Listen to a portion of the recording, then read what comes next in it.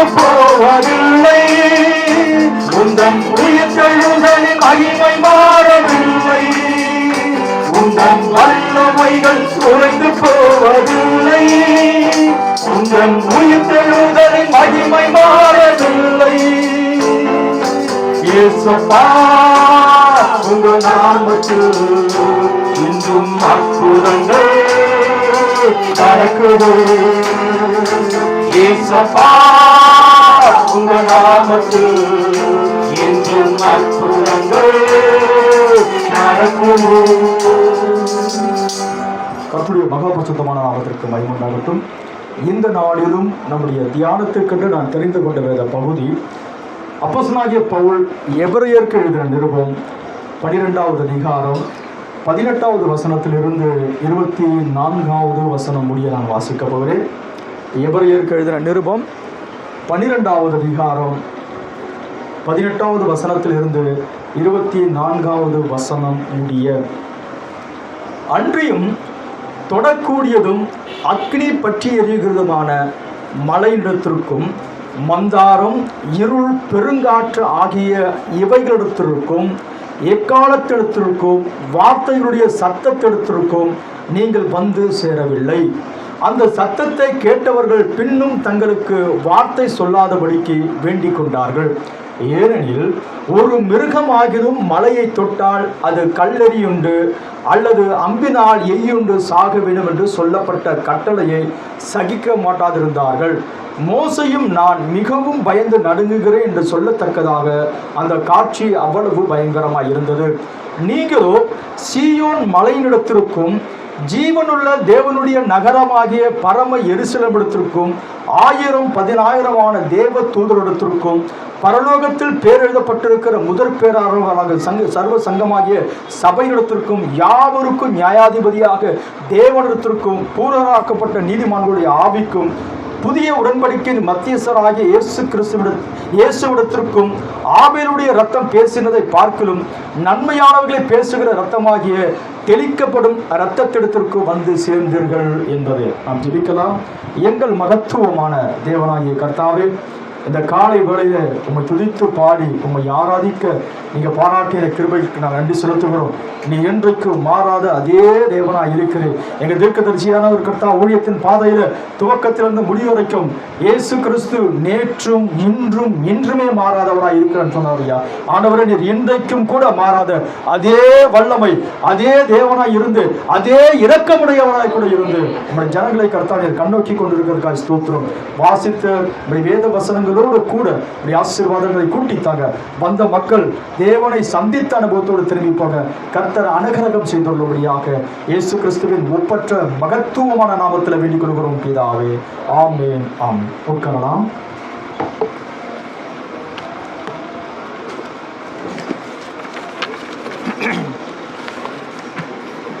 கர்த்தருடைய நாமத்திற்கு மகிமை உண்டாகட்டும். ஒரு சுருக்கமான தேவனுடைய வார்த்தையை பார்த்து மிக சீக்கிரமாக நான் முடிக்க விரும்புகிறேன். நான் எப்பொழுதும் போலவே சொல்லுகிறதான ஒரு வார்த்தை தான். பவுல் என்ற அந்த முதலாம் சபையின் தூதன்,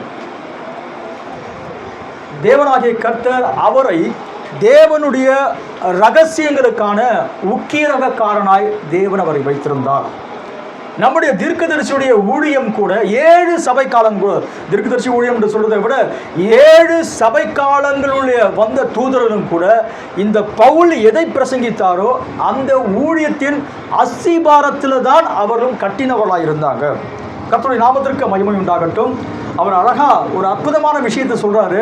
இன்னைக்கு நம்ம இந்த பகுதியெல்லாம் வாசிக்கிறோம், நம்ம அழகா அவர் பேசியிருக்கிறாரு அப்படிதான் நம்ம ஏற்றுக்கொள்கிறோம். ஆனால் 2000 வருஷங்களுக்கு முன்பாக இந்த வார்த்தையை கேட்கிற மக்கள் அதை வாசித்த எபிரெயர்கள், இந்த நிருபத்தை அவர் யாருக்கு எழுதுகிறார் அப்படி பார்த்தோம்னா, ரோம சபைக்கோ அல்லது எபேசிய சபைக்கோ கொலோசியனுக்கோ அவர் எழுதவில்லை. அவர் யாருக்கு எழுதுகிறார்னா எபிரெயருக்கு எழுதுகிறார். எபிரெயருக்கு தான் பழைய ஏற்பாட்டின் பிரமாணங்கள் அவருக்கு தெரியும். ஆகையினால எபிரெயருக்கு எழுதுகிற ஒரு நிருபத்தை தான் அன்னைக்கு அதை வாசித்த ஜனங்கள் உண்மையாகவே அவர்கள் தேவனால முன்குறிக்கப்பட்டவராக இருப்பார்கள். ஆனால் தேவனால தெரிந்து கொள்ளப்பட்ட மக்களாக இருந்தால் ஒழிய இந்த வார்த்தையை அவரால் அங்கீகரிக்கவோ ஏற்றுக்கொள்ளவோ நிச்சயமாய் முடியாது. இன்னைக்கு நாம வேற ஒரு காலகட்டத்தில் நம்ம புறஜாதிகளாக வாழ்ந்து கொண்டிருக்கிறோம். நமக்கு தேவனுடைய ஆராதனை முறைமைகளும் தேவனுடைய மற்ற காரியங்களும் நமக்கு தெரியாது. ஆக நம்ம இதை ரொம்ப சிம்பிளாக ஏற்றுக்கொள்கிறோம். ஆனால் இதுதான் உண்மை. ஆனால் அன்னைக்கு இருந்த காலகட்டத்தில் இதை ஏற்றுக்கொள்வதற்கு தேவனால முன்குறிக்கப்பட்ட மக்களை தவிர வேறு யாரும் இதை ஏற்றுக்கொள்ள முடியாது. ஆங்கில போய் யாரோ ஒரு தெளிவாக திரும்ப கூட ஒரு முறை வாசிக்கலாம்னு நினைக்கிறேன். தெளிவாய் சத்தமாய். அன்றையும் தொடக்கூடியதும் அக்கினை பற்றி எறிகிறதுமான மலை இடத்திற்கும் அந்தாரம் இருள் பெருங்காற்று ஆகிய இவைகளின் இடத்திற்கும் எக்கால முழக்கத்தின் இடத்திற்கும் வார்த்தைகளுடைய சட்டத்தின் இடத்திற்கும் நீங்கள் வந்து சேரவில்லை. அந்த சட்டத்தை கேட்டவர்கள் பின்னும் தங்களுக்கு வார்த்தை சொல்லப்படாதபடிக்கு வேண்டிக் கொண்டார்கள். ஏனெனில் ஒரு மிருகமாகியும் மலையை தொட்டால் அது கல் எரியுண்டு அல்லது அம்பினால் எரியுண்டு சாக வேண்டும் என்று சொல்லப்பட்ட கட்டளையை சகிக்க மாட்டாதிருந்தார்கள். மோசேயும் நான் மிகவும் பயந்து நடுங்குகிறேன் என்று சொல்லத்தக்கதாக அந்த காட்சி அவ்வளவு பயங்கரமாய் இருந்தது. நீங்களோ சீயோன் மலை நடத்திற்கும் ஜீவனுள்ள தேவனுடைய நகரமாகிய பரம எருசலேமிடத்திற்கும் 1000-10,000 தேவதூதர்களிடத்திற்கும் பரலோகத்தில் பேரெழுதியிருக்கிற முதற் பேரானவர்களின் சர்வ சங்கமாகிய சபையின் இடத்திற்கும் யாவருக்கும் நியாயாதிபதியாகிய தேவனிடத்திற்கும் பூரணராக்கப்பட்ட நீதிமான்களுடைய ஆவிகளிடத்திற்கும் புது உடன்படிக்கையின் மத்தியஸ்தராகிய இயேசுவினிடத்திற்கும் ஆபேலினுடைய ரத்தம் பேசினதை பார்த்திலும் நன்மையானவர்களை பேசுகிற ரத்தமாகிய தெளிக்கப்படும் ரத்தத்திடத்திற்கும் வந்து என்ன சொல்ல வராரு அதுதான் இங்க முக்கியம். பழைய ஏற்பாடில நடந்த ஒரு நிகழ்வு, அது மிக உன்னதமான ஒரு காரியம். மனுஷரால அந்த காரியத்தை ஏற்றுக்கொள்ள முடியாமல் தீர்க்கதரிசியா இருக்கக்கூடிய மோசே கூட நான் மிகவும் பயந்து நடுங்குகிறேன் என்று சொல்லுகிற அளவுக்கு ஒரு காட்சி இருந்தது. இஸ்ரவேல் ஜனங்க எகிப்திலிருந்து விடுவிக்கப்பட்டு செங்கடலில் இருந்து அவர்கள் திரும்பி வந்த பிறகு சீன் வனாந்திரம் என்று சொல்லக்கூடிய அந்த சீனாய் மலை இருக்கக்கூடிய அந்த இடத்துல வந்து அவங்க தங்குறாங்க. தேவனாகிய கர்த்தர் பார்வோன் இடத்துல சொல்லும்போது சொன்னாரு, என்னுடைய ஜனத்தை நீர் அனுப்பிவிடும், நாங்கள் மலையில் போய் ஆராதனை செய்யணும். இப்படி சொல்லி தான் எகிப்திலிருந்து வெளியே வந்தாங்க. இப்போது அவங்க சீனாய் மலையிலே மலை அடிவாரத்தில் பக்கத்தில் கூடியிருக்கிறாங்க. இங்க என்ன சொல்றாங்க அப்படி பார்த்தோன்னா, இவங்க ஏறக்குறைய 1 வருஷ காலமாய் அங்க இருந்திருக்கிறாங்க. 19ஆம் அதிகாரம் யாத்திரையாக 19ஆம் அதிகாரம் ஒரு சின்ன வசனத்தை வாசிக்கலாம். நம்ம நிறைய வாசிச்சுக்கிட்டு தான் நேரம் இல்லாமல் போயிடும். ஒரு சின்ன விஷயத்தை நான் வாசிச்சுட்டு நான் சொல்ல வேண்டிய விஷயத்தை நான் வேகமாய் சொல்லி முடிக்க விரும்புகிறேன். யாத்திரை நாகமும் 19ஆவது அதிகாரம்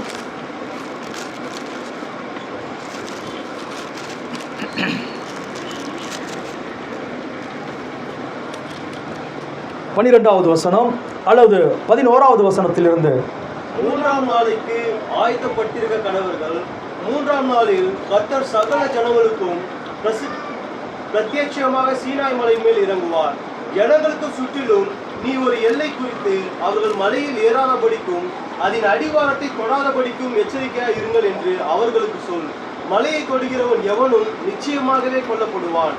ஒரு கையும் அதை தொடலாகாது. தொட்டால் நிச்சயமாக கல்லெறி உண்டு அல்லது ஊடுருவ எய்யுண்டு சாக வேண்டும். மிருகமானாலும் சரி மனிதனானாலும் சரி உயிரோடு வைக்கப்படலாகாது. எக்காலம் நெடுந்தொனியாய் தொனிக்கையில் அவர்கள் மலையின் அடிவாரத்தில் வரக்கடவர்கள். அப்போது இது தொடர்ச்சியாக நம்ம வாசிச்சா உங்களுக்கு சம்பவம் இல்லான்னு தெரியும். இப்பொழுது எகிப்திலிருந்து விடுவிக்கப்பட்ட அந்த இஸ்ரவேலர்கள் இப்போது ஒரு சபையாக மாறியாச்சு. சபையாக கூடின பிறகு இவர்களுக்கு தலைவனாக மகத்தான தீர்க்கதரிசியாக மோசே இருக்கிறார், ஆரோன் இருக்கிறார். இப்பொழுதுதான் இந்த சபைக்கு தேவன் தம்முடைய வார்த்தையை கொடுக்க போகிறார். அந்த வார்த்தை எப்படி ஏதோ ஒரு தரிசனத்தில் காது வழியாக தேவன் பேசி அந்த வார்த்தையை கொண்டு வந்து சேர்க்கிற வார்த்தை கிடையாது. இப்போ சீன் வனாந்திரத்தில் கூடின பிறகு தேவனாகிய கர்த்தர் இஸ்ரவேல் முழு ஜனத்தையும் 3 நாளுக்கு முன்னாடியே ஆயத்தமாகும்படியாக சொல்கிறார். திருமணமானவர்கள் பல காரியங்களும் அவங்க விலகி இருக்கணும். பிறகு எக்கால சத்தம் நெடும் தொனியாய் தொனிக்கிற நேரத்தில் முழு இஸ்ரவேலர்களும் ஏறக்குறைய 20 லட்சம் பேரும் அவருக்கு ஒரு எல்லைக்கோடை வரைஞ்சிட்டாங்க.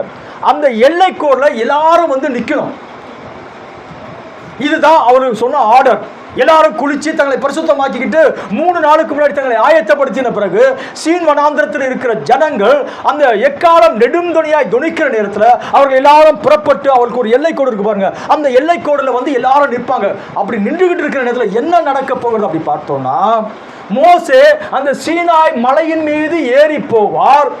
அந்த மலைக்கு மேல என்ன இருக்கு போது பார்த்தீங்கன்னா ஒரே புகைக்காடா இருக்கும். கொஞ்ச நேரத்தில் அதுக்கு மேல அக்னி பற்றி எரியும்.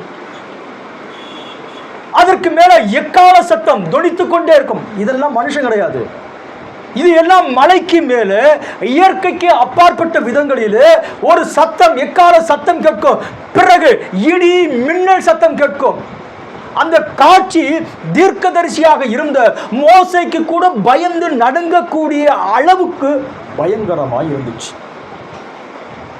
இந்த 19ஆம் அதிகாரத்திலிருந்து 31ஆம் அதிகாரத்துக்கு பிறகு யாத்திரை ஆகுமோ அதுல உள்ள அத்தனை சம்பவங்களும் நம்ம நினைக்கிறோம் 19ஆம் அதிகாரத்தை தேவன் மலையிலிருந்து பேசினார். 31ஆம் அதிகாரம் வரைக்கும் தேவன் அந்த மலையிலிருந்து தொடர்ச்சியாக பேசிக்கொண்டே இருந்தார்.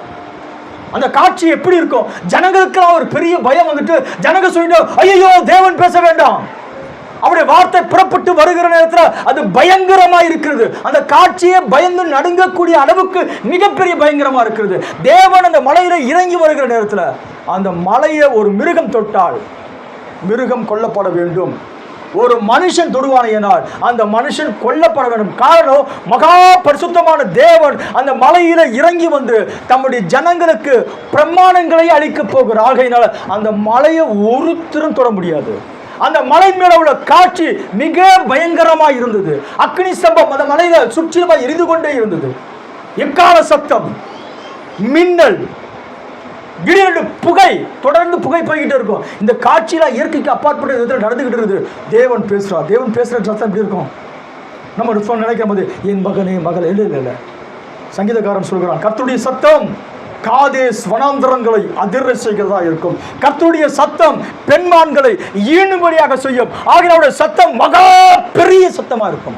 அந்த சத்தத்தை கேட்டு எல்லாரும் பயந்து நடுங்கிட்டு இருக்கிற நேரத்தில் தான் இஸ்ரவேல் ஜனத்துக்கு தேவன் அந்த மலையிலிருந்து தான் அவர்கள் வாழக்கூடிய பிரமாணங்களை சொல்லிக் கொடுக்க ஆரம்பித்தார். ஆகையினால இந்த இஸ்ரவேல் ஜனங்களுக்கு பார்த்தீங்கன்னா இந்த காரியத்தை குறித்து ரொம்ப பெருமையாக பேசிட்டு இருப்பாங்க. அந்த காலகட்டத்தில் எங்க மகத்தான ஒரு தீர்க்கதரிசி இருந்தார்.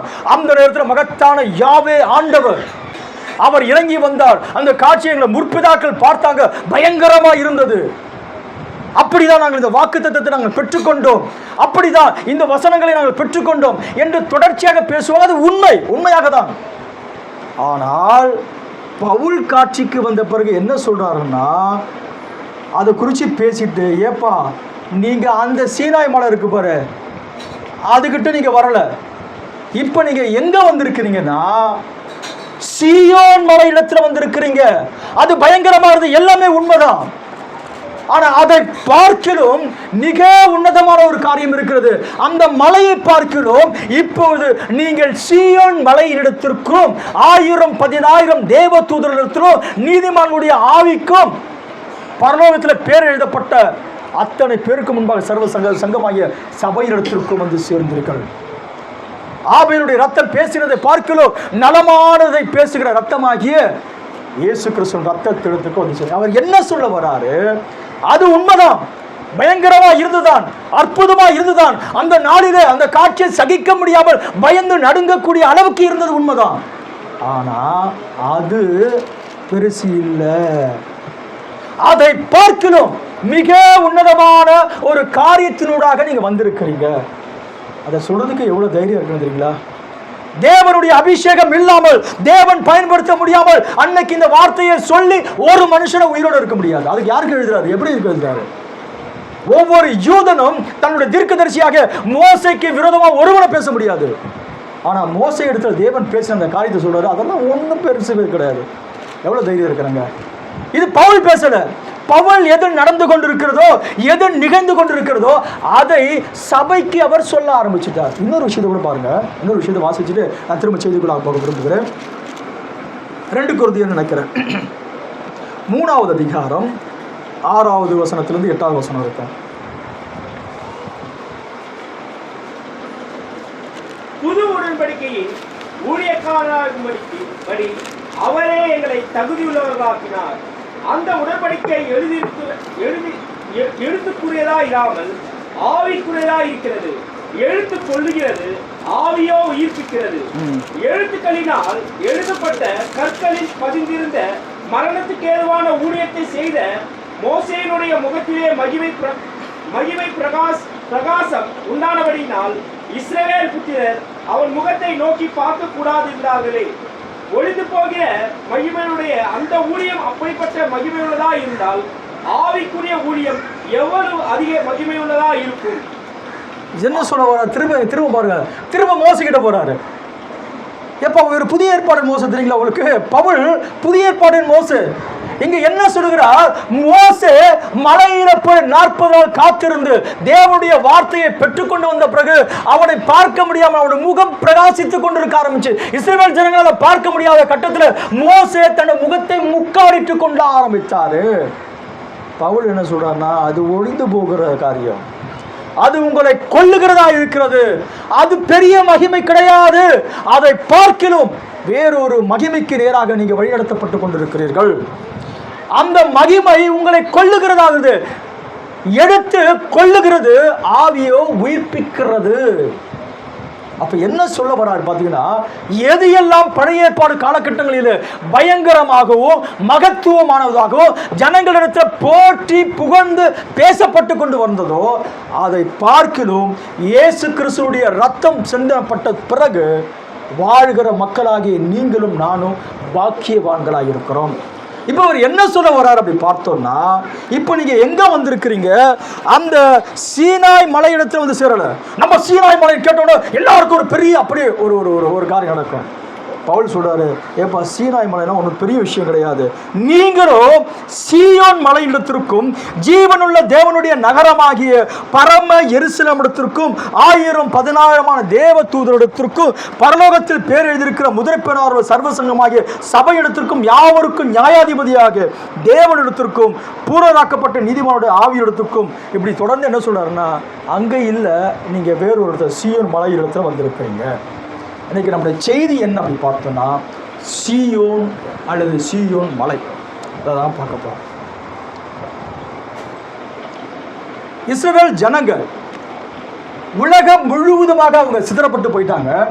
சிதறப்பட்டு போன பிறகு தேவனுடைய கிருபையினால திரும்ப அவர்கள் கூட்டி சேர்க்கப்பட்டாங்க. உலகத்தில் இருந்த அத்தனை யூத ஜனங்களும் தங்களுடைய சொந்த தேசமாகிய பாலஸ்தீன தேசத்துக்கு நேராக அவங்க கூட்டி சேர்க்கப்பட்டாங்க.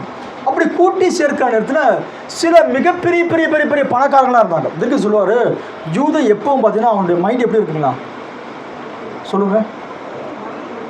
யூதனுடைய மனசு மைண்டு யாரை கொஞ்சம் கொஞ்சமாக அவங்க வாய்த்தன்னு சொல்லுங்க.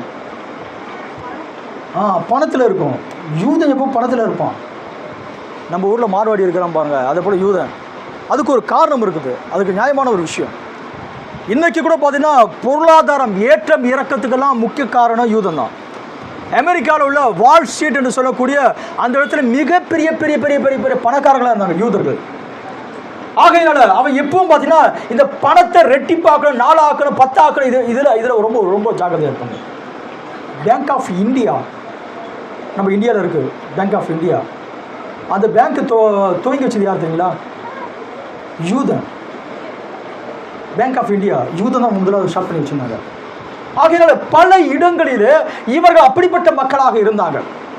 இவர்கள் தேவனாகிய கர்த்தரை சொந்த தேசத்துக்கு நேராக நடத்தி கொண்டிருக்கிற நேரத்தில் மிகப்பெரிய பணக்காரனுக்கு ஒன்றும் பிரச்சனை கிடையாது. பணக்காரலாம் போயிட்டான். அங்கே பார்த்தீங்கன்னா வேலைக்காக நிலம் இருந்தது பாருங்க, அதையெல்லாம் ரொம்ப அதிகமான விலக்கிரயம் கொடுத்து வாங்கினாங்க.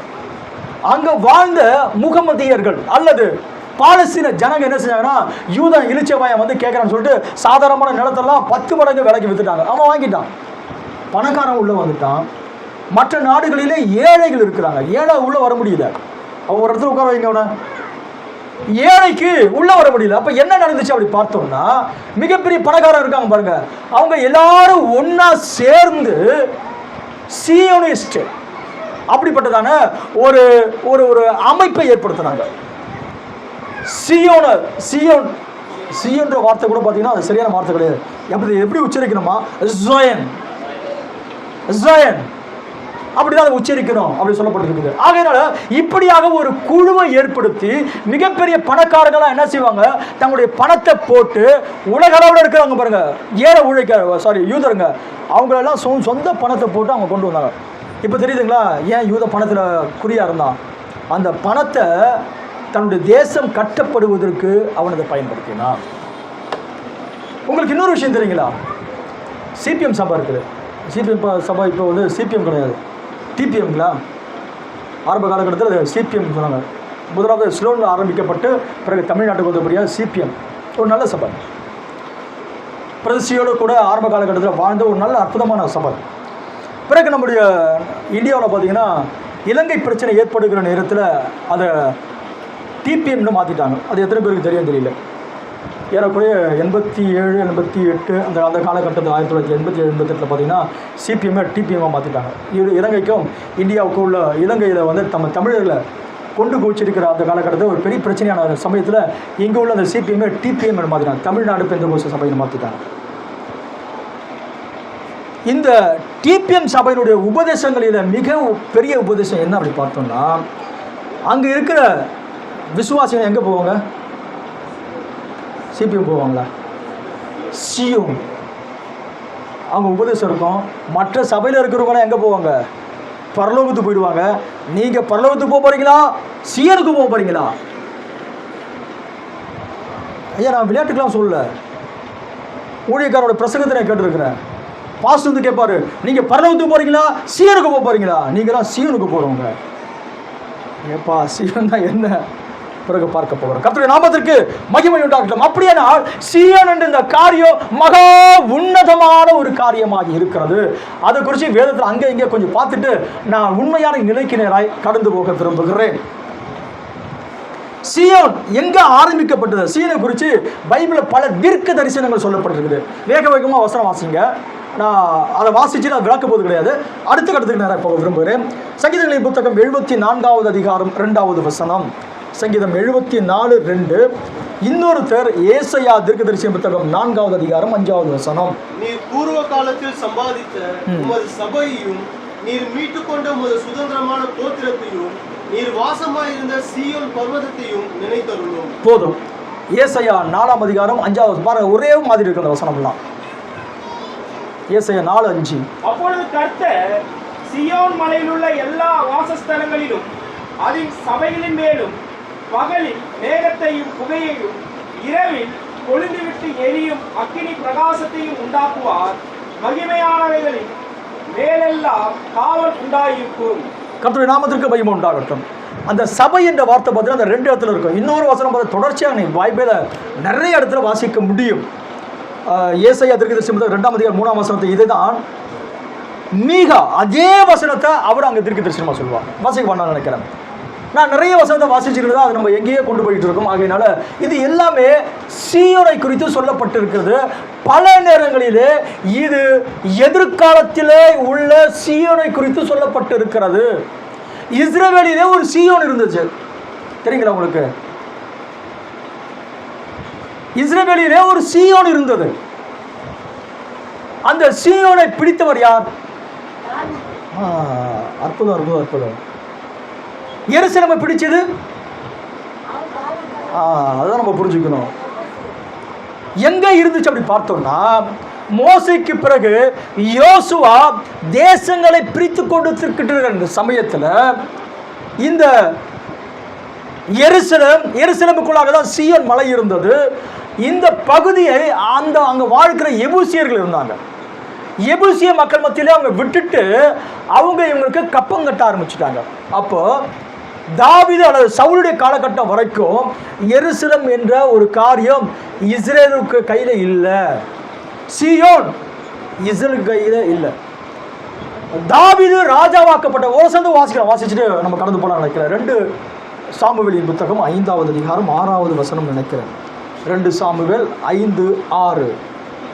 தேசத்திலே குடியிருக்கிற எபூசியர் மேல் யுத்தம் பண்ண ராஜாவானவன் தன் மனுஷரோடு கூட எருசலேமுக்கு போனான். அவர்கள் இதிலே பிரவேசிக்க தாவீதினால் கூடாது என்று எண்ணி தாவீதை நோக்கி, நீ இதற்குள் பிரவேசிப்பதில்லை, குருடரும் சப்பானிகளும் உன்னை தடுப்பார்கள் என்று சொன்னார்கள். ஆனாலும் தாவீது சியோன் கோட்டையை பிடித்தான். அது தாவீதின் நகரமாயிற்று. தாவீது சீயோன் கோட்டையை பிடித்தான், அது தாவீதின் நகரமாயிற்று. எப்போது? தாவீது வருகிற வரைக்கும் அது இஸ்ரேலுக்கு சொந்தமல்லாத ஒரு பகுதியாக இருந்தது. சீயோன் என்ற பேருக்கு என்ன அர்த்தம் அப்படி பார்த்தோம்னா, சூரியகாந்தி, அதாவது சூரியனிலிருந்து அந்த பிரதிபலிக்கிற ஒளி என்ற அர்த்தம். அதற்கு இன்னொரு அர்த்தம் இருக்கிறது, சந்திரன் என்ற அர்த்தமும் கூட அதுக்கு இருக்குது. கொஞ்சம் அப்படியே கிட்ட வர மாதிரி நமக்கு தெரியுதுங்களா? ஆவிக்குரிய சிந்தனை உடையவர்கள் அதை புரிந்து கொள்ள முடியும். அதற்கு அர்த்தம் என்ன அப்படி பார்த்தோம்னா, சீயோன் என்ற வார்த்தைக்கு அர்த்தம் அப்படி பார்த்தோம்னா சூரியகாந்தி, சூரியனுடைய பிரதிபலிப்பு. இன்னொரு இருக்கு சந்திரன். சந்திரன் எதை பண்ணுங்க? சந்திரனுக்கு வெளிச்சம் இருக்கா? சந்திரனுக்கு வெளிச்சம் கிடையாது. சந்திரன் சூரியனுடைய ஒளியை பிரதிபலிக்கிறதாக இருக்கு. சரிங்களா? நான் சொல்றது கரெக்டா? சந்திரனுடைய வெளிச்சம் கிடையாது. சந்திரன் சூரியனுடைய ஒளியை கிரகித்து கொண்டு அது திரும்ப அந்த ஒளியை பிரதிபலிக்கிறதா இருக்கிறது. தேவனுடைய காரியமெல்லாம் பார்த்தீங்கன்னா ஸ்பிரிச்சுவலாக நீங்கள் புரிஞ்சுக்கணும், ஆச்சரியமாக இருக்கும். கர்த்தருடைய நாமத்திற்கு மகிமை உண்டாகட்டும். இதை தாவீது பிடித்தார். தாவீது பிடித்த பிறகு சவுலுடைய காலகட்டத்தில் உடன்படிக்கை பெட்டி எங்கேயோ இருந்த அந்த உடன்படிக்கை பெட்டியை இப்போது தாவீது கொண்டு வந்து எங்க வச்சா தெரியுங்களா? சீயோனில வச்சாரு. சீயோனில தான் வேதமும் பிரசனம் இருக்கு. சீயோனில உடன்படிக்கை பெட்டி எங்க இருந்தது? சீயோனில வச்சாரு. ஆனா தேவாலயம் எங்க கட்டினாரு? எருசலேம்ல கட்டினார். இந்த எபூசிய பட்டணத்தில் சுற்றிலுமாக பல மலைகள் இருக்கும். அந்த மலைகளிலே ஒன்று மோரியா என்று சொல்லக்கூடிய ஈசாக்கு பலி செலுத்தப்பட்ட அந்த இடத்தை தான் தேவனாகிய கர்த்தர் தாவீதுக்கு காண்பித்தார். தாவீது அந்த மலையை ஓர்னான் இடத்துல பணம் கொடுத்து வாங்கின பிறகு அந்த இடத்துல தான் சாலமோன் கட்டினார். தேவாலயம் இருக்கிற இடம் எங்க அப்படி பார்த்தோம்னா மோரியா மலை அல்லது அது எருசலேம். ஆனால் உடன்படிக்கை பெட்டி எங்கே இருந்துச்சு அப்படி பார்த்தோன்னா ஆரம்பத்தில் சீயோன் மலையில கொண்டு போய் அந்த உடன்படிக்கை பெட்டி வச்சுட்டு இருந்தாரு. சாலமோன் தேவாலயத்தை கட்டுகிற நேரத்தில் அந்த உடன்படிக்கை பெட்டியை சீயோனில் இருந்து எருசலேமுக்கு நேராக கொண்டு வர ஆரம்பிச்சுட்டாரு. இப்போ சீயோன் எங்கே இருக்கிறது? எருசலேம்ல இருக்கிறது. கல்யாணத்தில் ஒரு அற்புதமான ஒரு ஆசீர்வாதம் ஊழியக்காரர் சொல்லுவார். இன்னைக்கு காலையில் கூட நம்ம வாட்ஸ்அப் குரூப்புக்கு அப்படிதான் ஒரு வசனம் போட்டு நான் நினைக்கிறேன். கர்த்தர் சீயோனில் இருந்து உன்னை ஆசீர்வதிப்பா. சீயோன், கர்த்தர் சீயோனில வாசம் பண்ணுகிற கர்த்தர். சீயோனில கர்த்தர் வாசமா இருந்தார். அங்கே இருக்கிற கர்த்தர் உங்களை ஆசீர்வதிப்பாராக. கல்யாணத்தில் சொல்ற அந்த அற்புதமான 128ஆம் சங்கீதம் மிக உன்னதமான ஒரு அற்புதமான வார்த்தை. அங்க அந்த அந்த ஊழியக்காரன் அந்த மணமக்களை ஆசீர்வதிக்கிறது சொல்லுவார், சீயோனில் இருக்கிற கர்த்தர் உன்னை ஆசீர்வதிப்பாராக. அப்படியானால் சீயோன் தேவன் வாசம் பண்ணின ஒரு மலையாக, ஒரு மகத்துவமான பர்வதமாக இருந்தது. பவுல் சொன்னது அந்த சீயோன் மலை கிடையாது. நீங்க புரிஞ்சுக்கணும் விரும்புறேன். பவுல் நீங்க சொல்லிட்டு வராரு பாருங்க. அவர் சொன்னது அங்க இயற்கையாகவே தாவீது கொண்டு போய் வைத்த உடன்படிக்கை பெட்டியை வைத்தார் பாருங்க, அந்த ஸ்தலத்தை அவர் சொல்லவில்லை. அந்த மலையை அவர் சொல்லியிருப்பார். ஏனால் சீனாய் மலையை குறித்து என்ன செய்யலாம்? பெருமையா பேசலாம். ஐயா, அந்த சீனாய் மலைக்கு என்ன மகத்துவம் இருக்குது? காரணம், மகத்தான யெகோவா அக்னி ஸ்தம்பத்தில் இறங்கி வந்தார். தேவனுடைய உடன்படிக்கை பெட்டி சீயோன் மலையில இருந்தது. ஆனா பவுல் இங்க என்ன சொல்லிட்டு இருக்கிறாருன்னா அந்த சீயோன் மலையை அவர் சொல்லல. இஸ்ரவேல் ஜனங்கள்லாம் சீயோன் மலையை குறித்து பெருமையா பேசியிருப்பாங்களா? அந்த சீயோன் மலை கிடையாது, வேறொரு சீயோன் மலை இருக்குது. அந்த சீயோன் மலையிடத்திற்கு தான் நீங்க வந்து சேர்ந்திருக்கிறீங்க. அப்படியானால் இயற்கையாக சீனாய் மலையை பார்க்கிறோம், இயற்கையாக சீயோன் மலையை பார்க்கிறோம். ஒரு மகத்தான ஒரு சீயோன் மலை இருக்குதுங்க ஐயா. அந்த மலையிடத்துல தான் நீங்க வந்து சேர்ந்திருக்கிறீங்க. அந்த மலையிடத்துல தான் 1000-10,000 தேவ தூதர்கள் அங்க கூடி இருக்கிறாங்க. நீதிமான்களாக்கப்பட்ட ஆவிகள் அங்க இருக்கிறது. அங்க உங்களுக்காக எனக்காக பரிந்து பேசக்கூடிய ஒரு ரத்தமும் கூட அங்க இருக்கிறது. அந்த இடத்துல தான் நீங்க வந்து சேர்ந்திருக்கிறீங்க. வந்து சேர்வீர்கள். அப்படியா? அங்க என்ன அவர் சொல்றாரு பாருங்க, வந்து சேர்ந்துருங்க. சேர்வீர்கள் எதிர்காலத்தில் கிடையாது, அவருடைய காலகட்டத்தில் 2000 வருஷங்களுக்கு முன்பாக நிருபத்தை எழுதுகிற நேரத்தில் அவர் சொல்றாரு வந்து சேர்ந்தீர்கள். அப்படியானா இன்னைக்கு புறஜாதியினுடைய காலம் யுகம் முடிவடைகிற ஒரு காலகட்டத்தில் வாழ்ந்து கொண்டிருக்கும். இனிமேல் இல்ல இல்ல இல்ல இந்த பூமியில வாழ்கிற நேரத்தில் உங்களுக்கும் சீயனுக்கும் ஒரு தொடர்பு இருக்கணும். அதை தான் நீங்க பிரசங்கிக்க போறேன். இந்த பூமியில வாழ்கிற இந்த காலகட்டத்திலையும் ஏதோ பரலோகத்தை குறித்து ஒன்றும் புரியாம செத்து போன பிறகு பரலோகத்துக்கு போயிடுவாங்க. இல்லையா, பரலோகம் அவ்வளோ சாதாரணமான காலையும் கிடையாது. நீங்க கிறிஸ்துவ ஆயிடுங்க, மறிச்ச உடனே பரலோகத்துக்கு போயிடுவாங்க. பரலோகம் அவ்வளவு சுலபமான ஒண்ணு கிடையாது. அப்படி யாராவது போதிச்சாங்கன்னா அந்த போதகம் உங்களை ஏமாற்றி கொண்டிருக்கிறான். பரலோகத்துக்கு போதுக்கு முன்னாடியே பரலோகத்தை குறித்ததான ஒரு அறிவு உங்களுக்கு உண்டாயிருக்கணும். ஒரு விஷயம் உங்களுக்கு தெரியுங்களா, விண்வெளிக்கு போறாங்க, விண்வெளியில போயிட்டு என்னையும் உங்களை ஏற்றி ஒரு ராக்கெட்ல அனுப்ப முடியுமா? அதுக்கு அடுத்த நிமிஷம் செத்து போயிடுவேன். நான் விண்வெளியில எல்லாரும் போக முடியாது. உங்களுக்கு தெரியுங்களா, விண்வெளியில பிரயாணப்பட்டு போவதுக்கு முன்னாடி இங்கே அவர்களுக்கு பயிற்சி இருக்கிறது. விண்வெளியை குறிச்சதான மிகப்பெரிய காரியத்தை அவர்கள் கற்றுக்கொள்ளணும். விண்வெளிக்கு போவதுக்கு முன்னாடி இங்கே இந்த உலக பரிணாமத்திலிருந்து வேறு ஒரு பரிணாமத்திற்குரியதான பயிற்சி அவங்க பெற்றிருக்கணும். சரிங்களா, நான் சொல்றதுதான் சரியா? ஏதோ பைத்தியக்காரன் போது சொல்றேன்னா, விண்வெளியில எல்லாரும் போக முடியாது. விண்வெளியில பிரயாணப்பட்டு வந்தவங்க உடனே நம்மை போல நார்மலா என்ன செய்ய முடியாது, உடனே நார்மலுக்கு வர முடியாது. அவங்க திரும்ப நார்மலுக்கு வரணும்னா சில நாட்கள் ஆகும். அப்படிதான் என்ன அர்த்தம் இதெல்லாம்? இந்த பரிணாமத்திலிருந்து வேறொரு பரிணாமத்துக்குள்ளாக போறாங்க. சரிங்களா, இந்த பரிணாமத்திலிருந்து வேறொரு பரிணாமத்துக்கு போறாங்க. அந்த பரிணாமத்துக்கு போறதுக்கு முன்னாடி இங்கே அதுக்குரியதான ஒரு பயிற்சி பெற்றால்தான் மனுஷனாக கொண்டு போக முடியும். அப்படியானால் உங்களையும் என்னை சிருஷ்டித்த சிருஷ்டிகர்த்தர் உங்களை வேறொரு பரிணாமத்துக்கு நேராக கொண்டு போவாரையானால் இங்கே கண்ணை முடியும் சுவங்க பரலோகத்துக்கு போயிடுவோம்.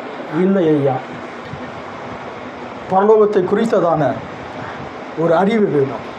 பரலோகத்தை இந்த பூமியில் ருசிக்க முடியுமா? ருசிப்பதுக்கு தான் தேவன் உங்களை என்னையும் அவருடைய விலை மதிப்பட்ட ரத்தத்தை கொடுத்து வாங்கி இருக்கிறாரு. நம்முடைய மதிப்பு நமக்கு தெரியாது, பிசாசுக்கு தெரியும் நீங்க யாருன்ட்டு. ஒருவேளை நீ படிப்பறிவு இல்லாதவனா பேதமை உள்ளவனா இருக்கலாம், பிசாசுக்கு தெரியும் நீ மிகப்பெரிய தேவனுடைய பொக்கிஷம். தேவன் தன்னை குறித்து கொடுத்து உன்னை வாங்கி இருக்கிறாரு. அப்ப இந்த பூமியில வாழ்கிற காலகட்டத்திலேயே பரலோகத்தை குறிச்ச ஒரு அறிவு இருக்கணும். பரலோகத்தை இந்த பூமியில டேஸ்ட் பண்ண முடியும். சரிங்களா, பரலோகத்தை இந்த பூமியில ருசிக்க முடியுங்க. அதுதான் கிறிஸ்துவ வாழ்க்கை. கிறிஸ்துவ வாழ்க்கை என்பது என்ன அப்படி பார்த்தோம்னா, ஏதோ வாழ்ந்துட்டு ஞாயிற்றுக்கிழமை கையில பைபிள் எடுத்துட்டு சபையில உட்கார்ந்துட்டு ஏதோ ஒரு பிரசங்கத்தை கேட்டுட்டு ஓடி போது கிறிஸ்துவ வாழ்க்கை கிடையாது. கிறிஸ்துவ வாழ்க்கை என்பது இந்த பூமியிலேயே பரலோகத்தை ருசிக்க முடியும். அதுதான் கிறிஸ்துவ வாழ்க்கை. தீர்க்கதரிசி பிரசவ வேதனை ஒரு செய்தி பிரசங்கம் பண்ணிட்டு சொல்றாரு. அவர் சொல்றாரு, கவனிங்க, அபிஷேகத்தை உணர்கிறதான இந்த இடம் பரலோகத்துக்கு ஒப்பான இடமாக இருக்கிறது. அபிஷேகத்தை உணர்ந்து கொண்டிருக்கிற, அபிஷேகத்தை உணர்கிற இந்த ஸ்தலம் பரலோகத்துக்கு ஒப்பா இருக்கிறது. அப்படின்னா பரலோகத்தை இந்த பூமியிலேயே ருசிக்க முடியும், பரலோகத்தை இந்த பூமியில அனுபவிக்க முடியும். கர்த்தருடைய நாமத்திற்கு மகிமை உண்டாகட்டும். அந்த அனுபவம் தான் உங்களை ஜயன் என்று சொல்லக்கூடிய சீயோனுக்கு உங்களை இட்டு செல்கிறதாக இருக்கிறது. மற்ற சபை சொல்ற மாதிரி சீயோனு அதெல்லாம் சொல்ல வரல. எனக்கு நாங்கள் சீயோனுக்கு போவோம், பரலோகத்துக்கு அவங்க போவோம், அந்த கதைலாம் தெரியாது. அவங்க அதுக்கான வசனம் சொல்லுவாங்க. வெளிப்படுத்தின விசேஷம் 7ஆம் அதிகாரம், வெளிப்படுத்தின விசேஷம் 14ஆம் அதிகாரம், வெளிப்படுத்தின விசேஷம் 7ஆம் அதிகாரத்தை பார்த்தீங்கன்னா 12 கோத்திரத்தில் 12,000 12,000 12,000. 14ஆம் அதிகாரத்தில் நீங்கள் வாசித்து பார்த்தீங்கன்னா 1,44,000 பேர் போட்டிருக்கோம். தீர்க்கதரிசி சொல்றாரு இந்த 2 பேரும் யூதர்னு சொல்றாரு. தீர்க்கதரிசி சொல்ல வேண்டிய அவசியம் கிடையாது. நீங்க அந்த வசனத்தை வாசிச்சால அதுலயே உங்களுக்கு டெஃபினேஷன் தெரியும். அது நாங்கள் ஸ்திரீகளால் தங்களை கரைப்படுத்தாதவர்கள் இல்லை ஐயா, அந்த கதைலாம் அங்கே கிடையாது. அவர்கள் யூதர்கள். தீர்க்கதரிசி சொல்றாரு அவர்கள் எல்லாரும் அன்னக்கர்களாக இருப்பாங்க. மனவாட்டிக்கு அவங்க எல்லாம் பார்த்தீங்கன்னா ஒரு பெரிய பாதுகாவலராக இருப்பாங்க. நீங்க புரிஞ்சுக்கணும் விரும்புறேன். ஒரு ராஜாக்கள் காலகட்டத்தில் கன்னிமாடம் இருக்கும், ராணி இருப்பாங்க, ராஜாவுக்கு தேவையான கன்னி அங்க இருப்பாங்க. அந்த கன்னி மாடத்தை சுற்றிலுமா யார் காவல் காப்பாங்க தெரியுங்களா? ஒரு ஆம்பளை அங்க காவல் காக்க விட மாட்டாங்க, அன்னக்கர்கள் இருப்பாங்க. தோற்றத்தில் ஆணாக இருப்பான், ஆனால் ஒரு ஆணை போல அவன் செயல்பட முடியாது. அன்னக்கர்களாக இருப்பாங்க. அவங்கள தான் சுற்றிலுமாக காவலுக்கு வச்சுருவாங்க. அந்த அன்னக்கர் தான் கன்னி மாடத்தை அல்லது மணவாட்டியை பாதுகாப்பவராக இருப்பாங்க. திடீர்னு சொல்கிறாரு, இந்த 1,44,000 பேர் அன்னக்கர்களாக மணவாட்டியை காவல் காக்கிற மக்களாக இருப்பாங்க. கர்த்தருடைய நாமத்திற்கு மகிமை உண்டாக. இப்போ என்னதான் நான் சொல்ல வர்றேன் அப்படியானால், இந்த பூமியில் வாழ்கிற காலகட்டத்திலேயே பரலோகத்தை உங்களால் ருசிக்க முடியும்.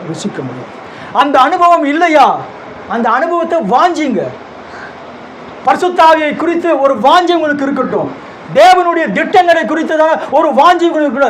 ஏதோ வாழ்ந்த கல்யாணம் பண்ணிட்டு பிள்ளை பெற்றுக்கிட்டோம் அப்படியே போகிறது இல்லை ஐயா. கிறிஸ்துவ வாழ்க்கை என்பது உன்னதமான வாழ்க்கை. ஒரு வசனத்தை கூட வாசிக்கலாம். அப்போஸ்தலனாகிய பவுல் எபேசியருக்கு நிருபம் 1 அதிகாரம் 2வது வசனம் நினைக்கிறேன், 4வது வசனம்.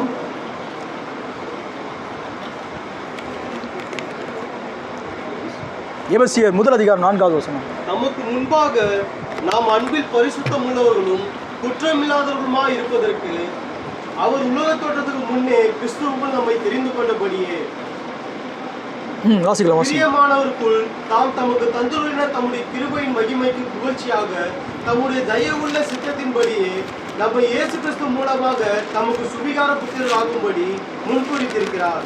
அவருடைய கிருபையின் ஐஸ்வர்யத்தின்படியே இவருடைய ரத்தத்தினாலே இல்ல அதான் உன்னதங்களிலே 21வது வசனம். அவரை உன்னதங்களில் தம்முடைய வலது பாரிசத்தில் உட்காரும்படி செய்து எல்லாவற்றையும் அவருடைய பாதங்களுக்கு கீழ்ப்படுத்தி போதும் நடக்கிறார். இங்கே பவுல் என்ன சொல்ல வராரு அப்படி பார்த்தோம்னா, நாம உன்னதங்களிலே அவரோடு கூட வீற்றிருக்கிறோம். இதே பவுல் என்ன சொல்றாரு, நீங்க சீயோன் மலையிடத்துக்கு வந்திருக்கிறீங்க. பிறகு அவர் என்ன சொல்றாரு, உன்னதங்களிலே அவரோடு கூட வீற்றிருக்கிறீர்கள். தீர்க்கதரிசி முத்திரையில பேசுறாரு, நாம கழுகின் காலத்தில் வாழ்ந்து கொண்டிருக்கோம். கவனிங்க, அவர் என்ன சொல்ல வர்றாரு, நாம கழுகின் காலத்தில் வாழ்ந்து கொண்டிருக்கோம். சிங்கம் பூமிக்குரியது, காளை பூமிக்குரியது, மனுஷன் பூமிக்குரியவன், கழுகோ ஆகாயத்தில் பறக்கக்கூடியது. நாம கழுகின் காலத்தில் வாழ்ந்து கொண்டிருக்கிறோம். கழுகு தீர்க்கதரிசியை மாதிரியாக இருக்கிறது, தீர்க்கதரிசிகளுக்கு மாதிரியாக இருக்கிறது. அப்படின்னா என்ன சொல்ல வராரு, நம்ம கழுகின் காலத்தில் வாழ்கிற நேரத்தில் இந்த பூமியுடைய பரிணாமத்தை தாண்டி வேறொரு பரிணாமத்தை அடைய முடியும். அதுதான் இந்த கழுகின் காலமாக இருக்குது.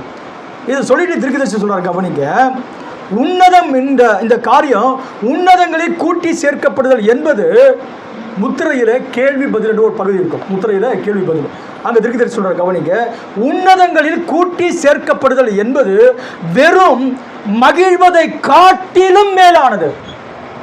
தீர்க்கதரிசி பெரிய விஷயத்தை சிம்பிளா சொல்றாரு. நான் உன்னதத்தில் இருக்கிற கத்துறது மகிழ், அதை பார்க்கிலும் அது மேலான ஒன்றா இருக்கிறது. அப்பனா என்ன சொல்ல வராரு, உன்னதங்கள் என்னது? நம்ம கொஞ்சம் வருஷத்துக்கு முன்னாடி ஏறக்குறைய ஒரு 10 வருஷம் இருக்கும் நினைக்கிறேன், நம்ம ஒரு குறிப்பிட்ட ஒரு சகோதரி வீட்டில் பிரசங்கிக்கிறது, ஒரு ஊழியக்காரை கூப்பிட்டு ஒரு பிரசங்கம் பண்ணுறேன். அவர் தான் பிரசங்கத்தை கூப்பிட்டு அந்த வார்த்தையை நான் பயன்படுத்தினேன். தீர்க்கதரிசி சொல்கிறாரு, பவுல் சொல்கிறாரு, உன்னதங்கள் வீட்டு இருக்கிறோம். இந்த காரியத்தை சொல்லும்போது அவர் போய் ஊரெல்லாம் போய் சொல்லிட்டு அவங்க சபையில எல்லாம் உன்னதங்கள் வீட்டு இருக்கிறாங்களா? எப்போ உனக்கு அறிவு இருந்தால் நீ சொல்லுவியா? உனக்கு அதை பற்றி ஒன்றும் தெரியாது. உன்னதங்களெல்லாம் என்ன நினச்சிக்கிறான்னா, நம்ம இப்போ பரலோகத்துக்கு போயிடும். இல்லை, உன்னதங்கள் என்னன்னா, இந்த பூமியில் வாழ்கிற காலகட்டத்திலேயே பரலோகத்தை குறித்ததான அறிவு உனக்கு இருக்கும். தீர்க்கதரிசி சொல்கிறாரு, உன்னதம் என்பது நாம வெறும் மகிழ்வதை காட்டிலும் அது மேலான ஒன்றா இருக்கிறது. அதுதான் உங்களை பரலோகத்துக்கு இட்டு செல்லும், பரலோகத்தின் மீது ஒரு வாஞ்சையை உண்டாக்குறதா இருக்கிறது. அப்படியானால் இந்த பூமியில் வாழ்கிற காலகட்டத்தில் பரலோகத்தோடு கூட நீங்கள் தொடர்பு கொள்ள முடியும். எப்படி அதெல்லாம் முடியுமா? பரலோகத்தோடு தொடர்பு கொள்ள முடியுமா?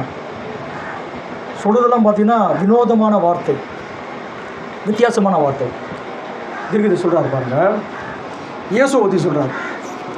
இயேசு ஒரு வினோதமான ஒரு ஆளாய் ஒருவரும் அறியாத ஒரு உலகில் வாழ்ந்து வந்தார். அவர் பரிபூர்ண விசுவாசம் கொண்டு ஒரு உலகில் வாழ்ந்து வந்தார். பரிபூர்ண விசுவாசம் என்ற செய்தி சொல்றாரு. இயேசு இந்த பூமியில் வாழ்ந்தார். ஆனால் தீர்க்கதரிசி சொல்றாரு, கவனிங்க, அவர் வேறு ஒரு உலகத்தில் வாழ்ந்தார். நம்ம புரிஞ்சிக்க முடியுதா?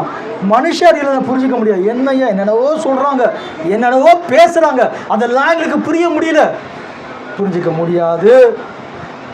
ஆவிக்குரியவன் ஆவிக்குரியவர்களை புரிந்து கொள்ள முடியும். தீர்க்கதரிசி சொல்றாரு, இயேசு இந்த பூமியில வாழ்ந்தார், ஆனால் அவர் வேறொரு உலகத்தோடு கூட தொடர்பு கொண்டிருக்க முடிந்தது. அவர் வேறொரு உலகத்தில் வாழ்ந்து கொண்டிருந்தார். பரிபூர்ண விசுவாசம் என்ற செய்தி தீர்க்கதரிசி சொல்கிறாரு.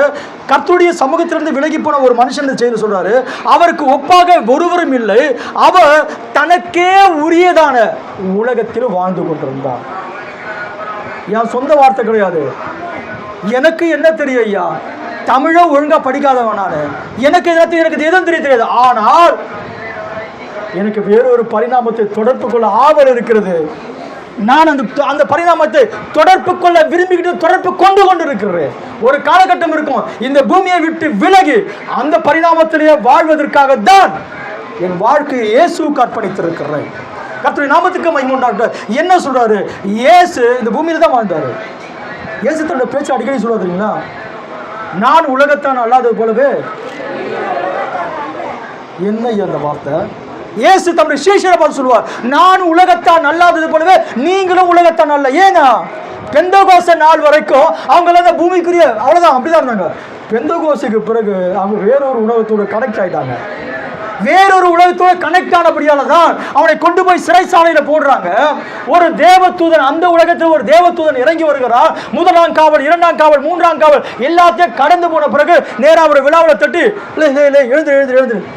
எழுந்துரு, துணியை போட்டுக்குப்பா, செருப்பு போடுப்பா, போட்டுக்கிட்ட பிறகு ஒவ்வொரு கதவு ஓப்பன் ஆகிக்கிட்டே இருக்குது. பேதுரு ஒரு தரிசனம் காண்கிறதாக நினைத்தான். வெளியே வந்தாச்சு, தேவதூதன் போயிட்டாரு. பிறகு அவர் மார்க்கு என்கிற அந்த வீட்டுக்கு போய் கதவு தட்டாரு. அங்க எல்லாரும் ஆச்சரியப்பட அவருக்கா ஜெபிச்சிருக்கிறாங்க.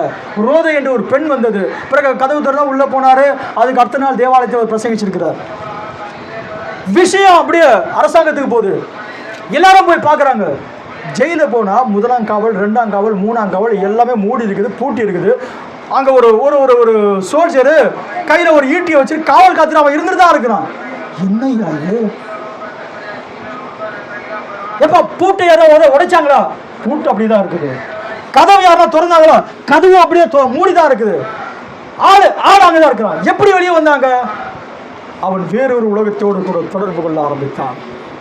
அவன் வேறொரு உலகத்தோடு தொடர்பு கொண்டபடியால்தான் அவனால் அங்கு இருந்து வெளியே வர முடிந்தது. கர்த்தருடைய நாமத்திற்கு மகிமை உண்டாகட்டும். ஆகையினால்தான் இந்த கடைசி காலத்தை வாழ்கிற நீங்களும் நானும், பவுல் சொல்கிறார், நீங்க அந்த சீனாய் மலையிடத்தில் வரல, அது உண்மையாக பயங்கரமா தான் இருந்தது. யெகோவாகிய அந்த மகத்தான தேவன் பட்சிக்கிற அக்கினியோடு இறங்கி வந்தார். காட்சி எல்லாம் பயங்கரமா இருந்தது.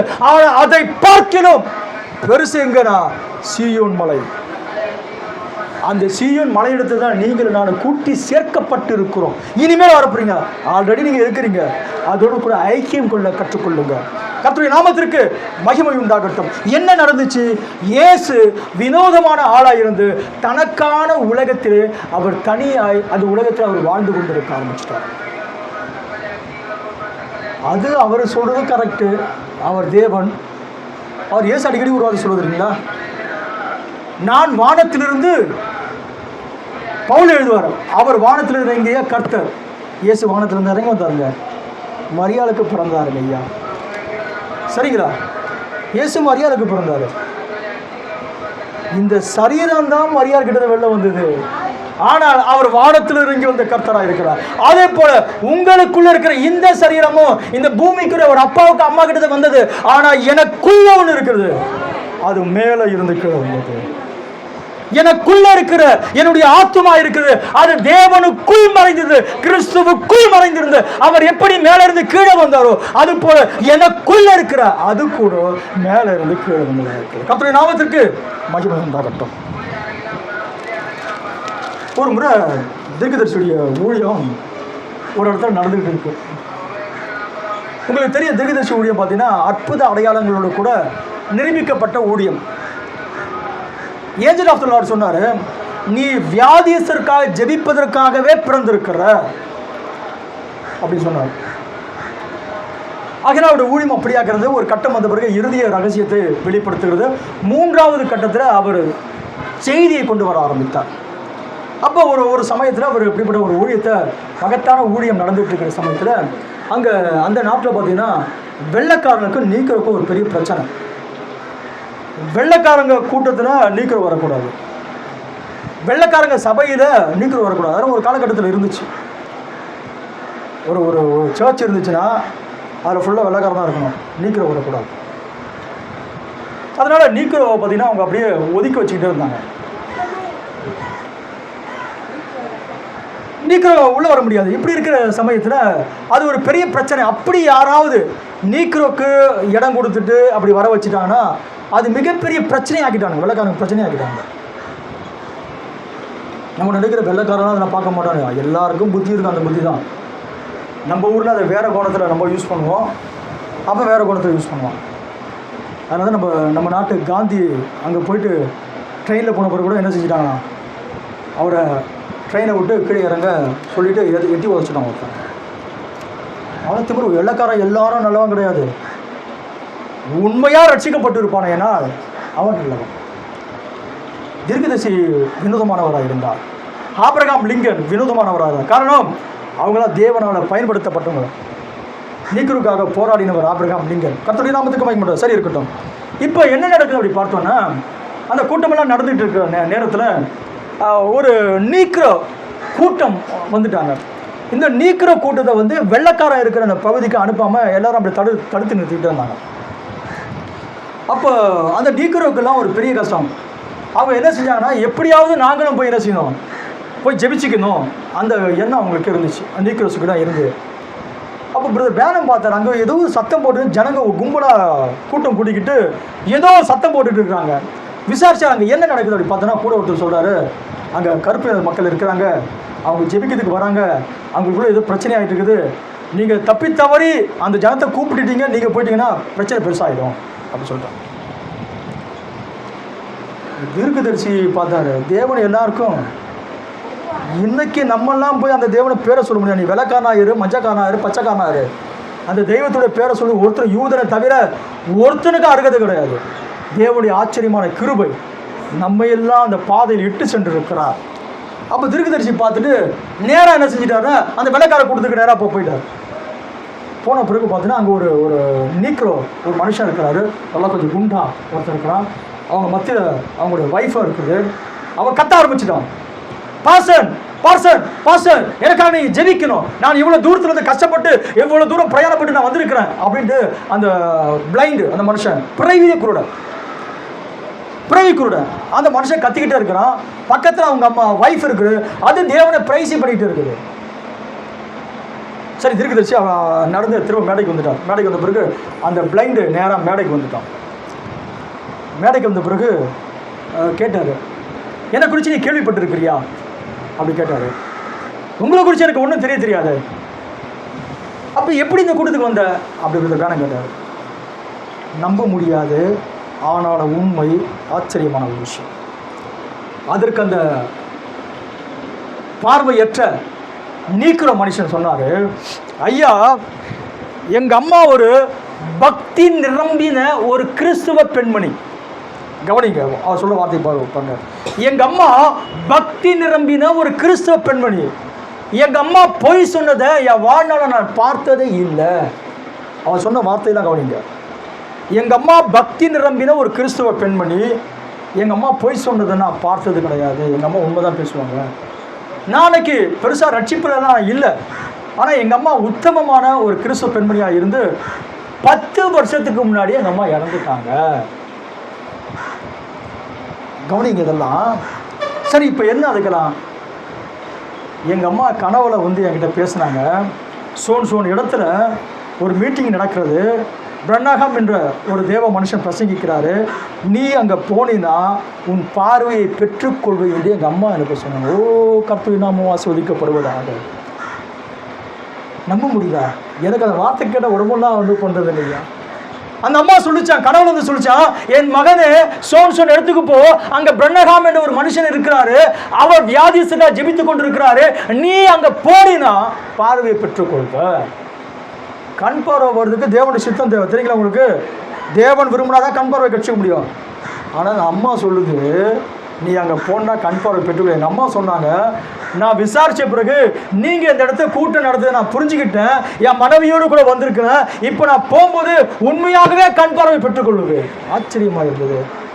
தீர்க்கதரிசி ஜெபிச்சாரு. அவங்க அம்மா சொன்னாங்க, அந்த மனுஷன் பார்வை பெற்றுக்கொண்டான். நம்ப முடியாது, ஆனால் உண்மையான ஆளுங்க. நான் என்ன சொல்ல வரேன் அப்படி பார்த்தோன்னா, அந்த அம்மா வந்து தேவனுடைய சித்தத்தை திட்டத்தை புரிஞ்சுக்க முடியுமா? அந்த அம்மாக்கு எப்படி தேவனை குறித்து தேவன் பார்வை தருவாரெல்லாம் சொல்ல முடிஞ்சுது? எதாவது புரியுதா நமக்கு? ஏன்னா அந்த அம்மா உத்தம கிறிஸ்துவா இருந்தாங்க. அந்த அம்மா வேறொரு பரிணாமத்தோடு கூட தொடர்பு கொண்டுட்டு இருந்தாங்க. ஆகையினால தான் தேவனுடைய மகத்துவங்களை புரிந்து கொள்ள முடிந்தது, தேவனுடைய திட்டங்களை புரிந்து கொள்ள முடிந்தது. இன்னைக்கு நாம எப்படிப்பட்ட நிலையில வாழ்ந்து கொண்டிருக்கிறோம், நம்முடைய ஜனங்களை நம்முடைய பிள்ளைகளை எந்த பக்கம் வழிநடத்தி கொண்டு நம்ம அந்த பையன் சொல்றான். பையனை சின்ன பையன் கல்யாணமானவன். எங்க அம்மா என்கிட்ட பொய் சொன்னது கிடையாது. ஆனா எங்க அம்மா கடவுள் வந்து என்கிட்ட சொன்னாங்க, சோன் இடத்துக்கு போ, பிரண்டாகாம என்ற ஒரு மனுஷன் ஊழியத்தை நடத்திருக்கிறாரு, நீ அங்கே போனா. எங்கள் அம்மா என் வாழ்க்கையில் பொய் சொன்னது கிடையாது. எங்கள் அம்மா சொன்னா கரெக்டாக உண்மையாக இருக்கும். வந்தார், தேவனே இறங்கி வந்தார். நான் ஆச்சரியப்பட்டு போன அந்த வார்த்தையெல்லாம் கேட்குறதுக்கு. தேவனே இறங்கி வந்தார், அந்த குருடனுக்கு பார்வை கொடுத்தாரு. அந்த ஜனங்கள் மத்தியில் சலசலப்பு இருந்து பாருங்க, நீக்குற வரக்கூடாது. தேவன் பார்த்தா நீக்குற, நீயே ஃபஸ்ட்டு யாரு, நீயே பாளையத்துக்கு புறமானவன், கர்த்தர் உன்னை கிருபையாக சேர்த்துருக்கிறாரு. என்ன நடந்துச்சு? தேவன் தேவனா இருக்கிறார், தேவன் தேவனா இருக்கிற தேவன் தேவனா. இன்னைக்கு இந்த பூமியில் வாழ்கிற இந்த காலகட்டத்திலே நீங்களும் நானும் பரலோகத்தை தொடர்பு கொள்ள முடியும். என்னப்பா இதையே பேசிட்டு இருக்கிறேன்னு முடியுமா? தீர்க்கதரிசி சொல்ல கவனிங்க, என்ன செய்தி இது? வல்லமையினால் மீட்பு என்ற ஒரு செய்தி ஒரு பிரசங்கம் பண்றாரு. நாம ரெண்டு உலகத்திலே வாழ்ந்து கொண்டிருக்கிறோம். ஏற்கனவே தீர்க்கதரிசி இயேசுவை சொன்னாரு, இயேசு ஒரு வினோதமான ஆளா இருந்து தனக்கான உலகத்திலே அவர் ஜீவித்து கொண்டிருக்கிறார். அதுக்குன்னா அர்த்தம் என்னன்னா, நீங்க உலகம்னா ஒரு இல்லை, அதுக்கு வேறு ஒரு பரிணாமம் இருக்கு பாருங்க. இப்போ நீங்க செல்போன், டிவி இதெல்லாம் ஒர்க் ஆகணும். செல்போன் ஒர்க் ஆகணும், டிவியில் படம் பார்க்கணும், இதெல்லாம் விஞ்ஞானம் என்ன தெரியுங்களா? அதுக்கு சொல்கிறாரு, அதெல்லாம் 4ஆம் பரிணாமத்துக்கு சம்மந்தப்பட்ட ஒன்று. அந்த 4ஆம் பரிணாமத்தில் தொடர்பு கொண்டால்தான் விஞ்ஞானம் ஒர்க் ஆகும். நான் சொல்கிறது நீங்கள் புரிஞ்சுக்கணும். 4ஆம் பரிணாமத்தோடு கூட தொடர்பு கொண்டால்தான், இப்போது திருப்பி சொல்கிறார் பாருங்க, சபையில் சொல்கிறார், இங்கே படங்கள் ஓடிக்கிட்டு இருக்கோம், சரிங்களா? இங்கே கூட படங்கள்லாம் ஓடிக்கிட்டு இருக்கோம். அதுக்கான கருவி இருந்தால் என்ன செய்ய முடியும்? அந்த படத்தை கிரகித்து அந்த கருவி வெளில கொண்டு வருது. அப்படின்னா அந்த படத்தை உங்களால் பார்க்க முடியுதா? முடியாது. அப்போ அது 4வது பரிணாமத்துக்கு சம்பந்தப்பட்டதாக ஒன்றா இருக்குது. 1ஆம் பரிமாணம் சொல்லுங்க, ஒளி, பொருள், காலம், விஞ்ஞானம், அப்புறம் இப்போ அதே ஒரு 2-3 நீயே சொல்லி முடிச்சிருப்பா, எல்லாம் தெரிஞ்சாதானே. ஒளி, பொருள், காலம், 4வது விஞ்ஞானம். எனக்கு நம்ம வாழ்கிறது பார்த்தீங்கன்னா அந்த 4ஆம் பரிணாமத்தில் ஒரு காலகட்டத்தில் 4ஆம் பரிணாமத்தோடு கூட தொடர்பு கொள்ள முடியாமல் இருந்தாங்க. ஆனால் இன்றைக்கி 4ஆம் பரிணாமம் தான் உலகமாக மாறி போச்சு. உலகமே 4ஆம் பரிணாமத்தோடு தொடர்பு கொண்டு இருக்கிறது. இதுக்கு சொல்கிறாரு, 5வது பரிணாமம் கூட மேலே வந்துச்சு சொன்னாங்க, சரிங்களா? நரகம், பிசாசெல்லாம் மேலே வந்துச்சு சொல்கிறாரு. 5வது நரகத்தை பிரதிபலிக்கிற ஒரு ஸ்தலம் இருக்கும் பாருங்க. பாவிகள் மரித்தா போகக்கூடிய இடம் 5வது. 6வது பரிணாமம் இருக்கிறது, அது 7வது பரிணாமத்தை பிரதிபலிக்கக்கூடிய ஸ்தலமாக இருக்கிறது. தீர்க்கதரிசி சிஸ்டர் ஹோப்பையும் ஷாரன் ரோஸையும் 6வது பரிணாமத்தில் பார்த்தார். ஒரு 90 வயசு கழுவி ஓடி வந்து அவரை கட்டி பிடிச்சா, அது ஒரு சத்தம் கேட்குது. அவள் யார் உனக்கு தெரியுதான்னு கேட்டார். தெரியலையே. ஒரு வாலிப பெண் வராங்க. தீர்க்கதரிசி சொல்லி திரும்ப சொல்லுவார், நீங்கள் தப்பாக புரிஞ்சிக்க கூடாது, எல்லா பெண்களையும் எனக்கு கட்டி பிடிச்சிட்டு என் அருமை சகோதரன் சொன்னால் அங்கே பார்த்தீங்கன்னா செக்ஸ் உணர்வுகள் இருக்காது. அது தெய்வீகமான ஒரு அன்பு நிறைந்த ஒரு ஸ்தலமாக இருக்கும். இந்த பூமிக்குரிய இந்த பாடி இருக்கிற வரைக்கும் தான் இந்த புத்தி, இந்த எண்ணங்கள் எல்லாம் இந்த பூமிக்குரிய காரியத்தில் இருக்கும். ஆனால் இந்த சரீரத்தை தாண்டின ஒரு பரிணாமம் இருக்குது. அந்த பரிணாமம் எப்படி இருக்க போகுது பார்த்தீங்கன்னா, இதுக்கெல்லாம் அப்பாற்பட்ட நிலையில் நீங்கள் இருக்க போகிறீங்க. தீர்க்கதரிசி 6வது பரிணாமத்துக்கு போனார். அவர் சொல்லுவார், 6வது பரிணாமத்துக்கு போய் நான் இதெல்லாம் பார்த்தேன். பவுல் 3வது வானம் வரைக்கும் போனார். அவர் எதையெல்லாம் பார்த்துருப்பார் சொல்கிறாரு கவனிங்க. 14 வருஷம் வரைக்கும் அந்த சாப்டர் அவர் பேசவே இல்லை. தேவன் அவரை வேறொரு டைமென்ஷனுக்குள்ளாக கொண்டு போக ஆரம்பிச்சிட்டார். வேறொரு பரிணாமத்துக்குள்ளாக பவுல் போனார். போன பிறகு சொல்றாரு, கிறிஸ்துக்குள்ளாக ஒரு மனுஷனை அறிவேன், அவன் 14 வருஷத்துக்கு முன்பாக 3ஆம் வான வரைக்கும் எடுத்துக்கொள்ளப்பட்டான். அவன் சரீரத்தில் இருந்தானா, சரீரத்தில் புறமா இருந்தானா நான் அறியேன். அங்க மனுஷர் பேசாத பாஷையெல்லாம் பார்த்தா அவர் என்னென்னோ பார்த்தாரு, எதையும் சொல்லாத ஆண்டவர் தடுத்துட்டா. ஏன் 14 வருஷமா அதை குறித்து யாருக்கிட்டையும் பேசலை. ஏன்னா அது அந்த காலம் கிடையாது. பரலோகத்துக்குள்ளாக போன பிறகு அந்த சம்பவத்தை வெளிப்படுத்துவது கூட பவுலுடைய வேலை கிடையாது. தீர்க்கதரிசி சொல்றாரு, 3ஆம் வானம் வரைக்கும் போன பவுலால அங்க எதையெல்லாம் பார்க்க முடிந்தது. அப்போ இதெல்லாம் என்ன அப்படி பார்த்தோன்னா, வெவ்வேறான பரிணாமங்கள், வெவ்வேறான டைமென்ஷன்ஸ். இப்போ மனுஷனால 4ஆம் பரிணாமத்தை தொட்டு விஞ்ஞானத்தை கண்டுபிடிச்சு இன்னைக்கு ஒரு காலகட்டத்தில் நினைச்சிருப்போமா? டெலிஃபோன்லாம் யோசிச்சு பார்த்துருப்போமா? முதல் ஒரு டெலிஃபோனை கண்டுபிடிச்சு அந்த மனுஷனை செஞ்சார்னா, மாடி மேலே அங்கே இருக்கிறாரு, மனைவி அங்கே இருக்கிறாங்க, இந்த இவர் கீழே இருந்துட்டு முதல்ல ஃபோன் பண்ணார். இப்போ நம்ம எல்லாரும் பார்த்தீங்கன்னா ஃபோன் எடுத்தவொன்னே ஒரு பேர் சொல்லுவாங்களே, ஃபோன் எடுத்தோன்னு நீங்கள் என்ன செய்வீங்க? ஃபோன் ஹலோனா என்ன அர்த்தம் தெரியுங்களா? பாசிட்டிவ் பாருங்க, நிறைய படிச்சிருக்கிறாருங்க, எவ்வளோ அறிவு இருக்கு பாருங்க, என்னென்னா பேசுகிறாரு பாருங்க. ஹலோனா என்னது? என்ன பிரதர் ஃபோன் எடுத்தா ஹலோ சொல்லுவோம், அவ்வளோதானே? இதெல்லாம் ஒரு பெரிய பேச்சிட்டு இருக்கீங்களே. சிஸ்டர் சொன்னாங்க பாருங்க, அது ஒரு பேருங்க ஐயா. ஃபோனை கண்டுபிடிச்சாரு, அவங்க ஒய்ஃபுடைய பேரை ஷார்ட் ஃபார்மில் ஹலோன்னு சொன்னார் அவர். இன்னைக்கு அந்த பேரை தானே நம்ம எல்லாரும் சொல்லிட்டு இருக்கிறோங்க ஐயா. அவர் முதல்ல மலைக்கு கீழே உள்ள தொடர்பு அவர் பார்த்தோன்னா அது மிகப்பெரிய விஞ்ஞானமாக இருந்துச்சு. அதுக்கு அடுத்தது பார்த்தீங்கன்னா, நான் சின்ன பையனாக இருக்க காலகட்டத்தில் எங்கள் அம்மா எங்களை ஒரு அடகுக்கு மார்வாடி கடைக்கு கொண்டு போவாங்க. அந்த 3வது தெருவில் நாங்கள் இருக்கிற நேரத்தில் பார்த்தீங்கன்னா, அந்த வயசான ஒரு கிழவன் ஒருத்தர் இருப்பான். அந்த ஆள் ஃபோனை எடுத்து நின்று பேசுவான். ஃபோனில் பேசுகிறான், அவர் ஃபோனை பேச வேணாம்னு நினைக்கிறேன். நேராக அங்கே கேட்டோம். சில நேரத்தில் நம்ம வீட்டில் கூட பார்த்தீங்கன்னா அந்த டைலாக்லாம் எப்போ பார்த்தீங்கன்னா, எப்போயாவது நமக்கு ஒரு டென்ஷன் ஆகிட்டுன்னு வச்சுங்க, அப்போ ஃபோனே தேவைப்படாது. இங்கேருந்து அவருக்கே கேட்கும், அந்த அளவுக்கு பேசுவோம். நீ சும்மா இரு, எனக்கு தெரியும் அம்மா நீங்கள் ஃபோனில் பேசிட்டு இருக்கிறீங்க, அம்மா சார் நீங்கள் ஃபோனில் பேசிட்டு இருக்கிறீங்க, நீ சும்மா இரு, நான் ஃபோனில் பேசுகிறேன், எனக்கு தெரியும். ஆனால் அந்த ஃபோனெல்லாம் முடிச்சுட்டு இன்றைக்கி செல்ஃபோன் வந்துடுச்சு. நடக்கலாம், குளிக்கலாம், எங்கேயும் ஃபோன் எடுத்துகிட்டு போகலாம். இதெல்லாம் நம்ம நினச்சி பார்த்தோமா? ஒரு காலகட்டத்தில் ஒரு வீட்டில் ஒரு ஃபோன் இருந்தால் பெரிய விஷயம். வீட்டுக்கு ஒரு ஃபோன் இருந்தால் அது மிகப்பெரிய கௌரவமாக நினைப்போம். இன்றைக்கி வீட்டில் 5 பேர் இருந்தால் 5 ஃபோனு, 10 பேர் இருந்தால் 10 ஃபோனு, 20 பேர் இருந்தால் 20 ஃபோனு ஐயா. ஒரு வீட்டுக்கு 20 ஃபோனு. இன்றைக்கி நம்ம எதை வேணால் தொலைச்சிடுவோம், செல்ஃபோனை மட்டும் தொலைச்சினா நம்ம ஹார்ட் அட்டாக் வந்துடும். செல்ஃபோனை யாருக்கிட்ட நீங்கள் தைரியமாக கொடுத்துருவோங்களே, யாராச்சும் பார்த்தோம் இதை வச்சுக்கன்ட்டு ஒவ்வொன்றுக்குள்ளே ஒவ்வொரு லாக் போட்டு வச்சுருக்கோங்க. நம்ம வீட்டில் பசங்க யாராவது அப்படி போட்டு வச்சுருந்தாங்கன்னா ஃபோனை வாங்கி தூக்கி போட்டு வச்சுருங்க. பாஸ்ட்டு பாரு எப்படி சொல்லித்தராரு பாருங்க சபையில். இன்றைக்கி பார்த்தீங்கன்னா அந்த நவீன காலத்தில் எல்லாத்துக்கும் ஒரு லாக் இருக்கும். இதெல்லாம் பார்த்தீங்கன்னா பிசாசு பிடிச்சிக்கிட்ட பசங்க செய்யக்கூடிய மிக திருட்டு புத்தி. ஃபோனை தூக்கி போடு, புருஷன் கேட்குறானா போடு, எடுத்துக்க பார்த்துக்க. பிள்ளைங்க கிட்ட ஃபோனு வாங்கணும், பிள்ளைங்க கொடுக்கணும். எனக்கு சில நேரத்தில் ஒவ்வொரு ஃபோனுக்கும் கேலரிக்கு ஒரு லாக் இருக்கும், மற்றதுக்கு ஒரு லாக் இருக்கும், அதுக்கு ஒரு லாக் இருக்கும். அந்த லாக்கை போட்டு வச்சுருக்கோம். இதெல்லாம் எங்கே போவோன்னா நீ எங்கேயோ ஒரு லாக்கில் போய் மாட்ட போகிற. நீ எங்கே போகிற? நீ கூடிய சீக்கிரத்தில் ஒரு லாக்கில் போயிட்டு போகிற. அதுக்கு தான் அர்த்தம். ஆகையினால வெளிப்படையாக இருங்க. பெற்றோருக்கு தெரியாமல் பிள்ளைங்க ஃபோன் பண்ணிச்சா பெற்றோருங்க தைரியமாக கேளுங்க. ராத்திரியில் போத்திக்கிட்டு ஃபோன் பண்ணுற பழக்கம் யாராச்சும் இருக்குதா? கேளுங்க. நீங்கள் செய்கிற இந்த விஷயமெல்லாம் நீயே உனக்கு வலையை விரிச்சுக்கிட்டு இருக்கிற. நம்ம வேறு ஏதோ பர்ஸு கூட வீட்டில் தொலைச்சிடுவோம் போங்க. பர்ஸ் இல்லாமல் கூட நான் இருந்துருவேன், ஆனால் செல்ஃபோன் இல்லாமல் நான் இருக்க முடியாது. எது இல்லாமல் இருந்துடும், ஆனால் செல்ஃபோன் மட்டும் இருக்கணும். நான் கூட பார்த்தீங்கன்னா காலையில் 5 மணிக்கு எழுந்தேன்னா 5 மணிக்கு எடுத்தேன்னா 10 மணி வரைக்கும் செல்ஃபோன் வச்சு தான் இருக்கிறேன். செல்ஃபோன் இல்லாமல் நம்மளால் இருக்க முடியல.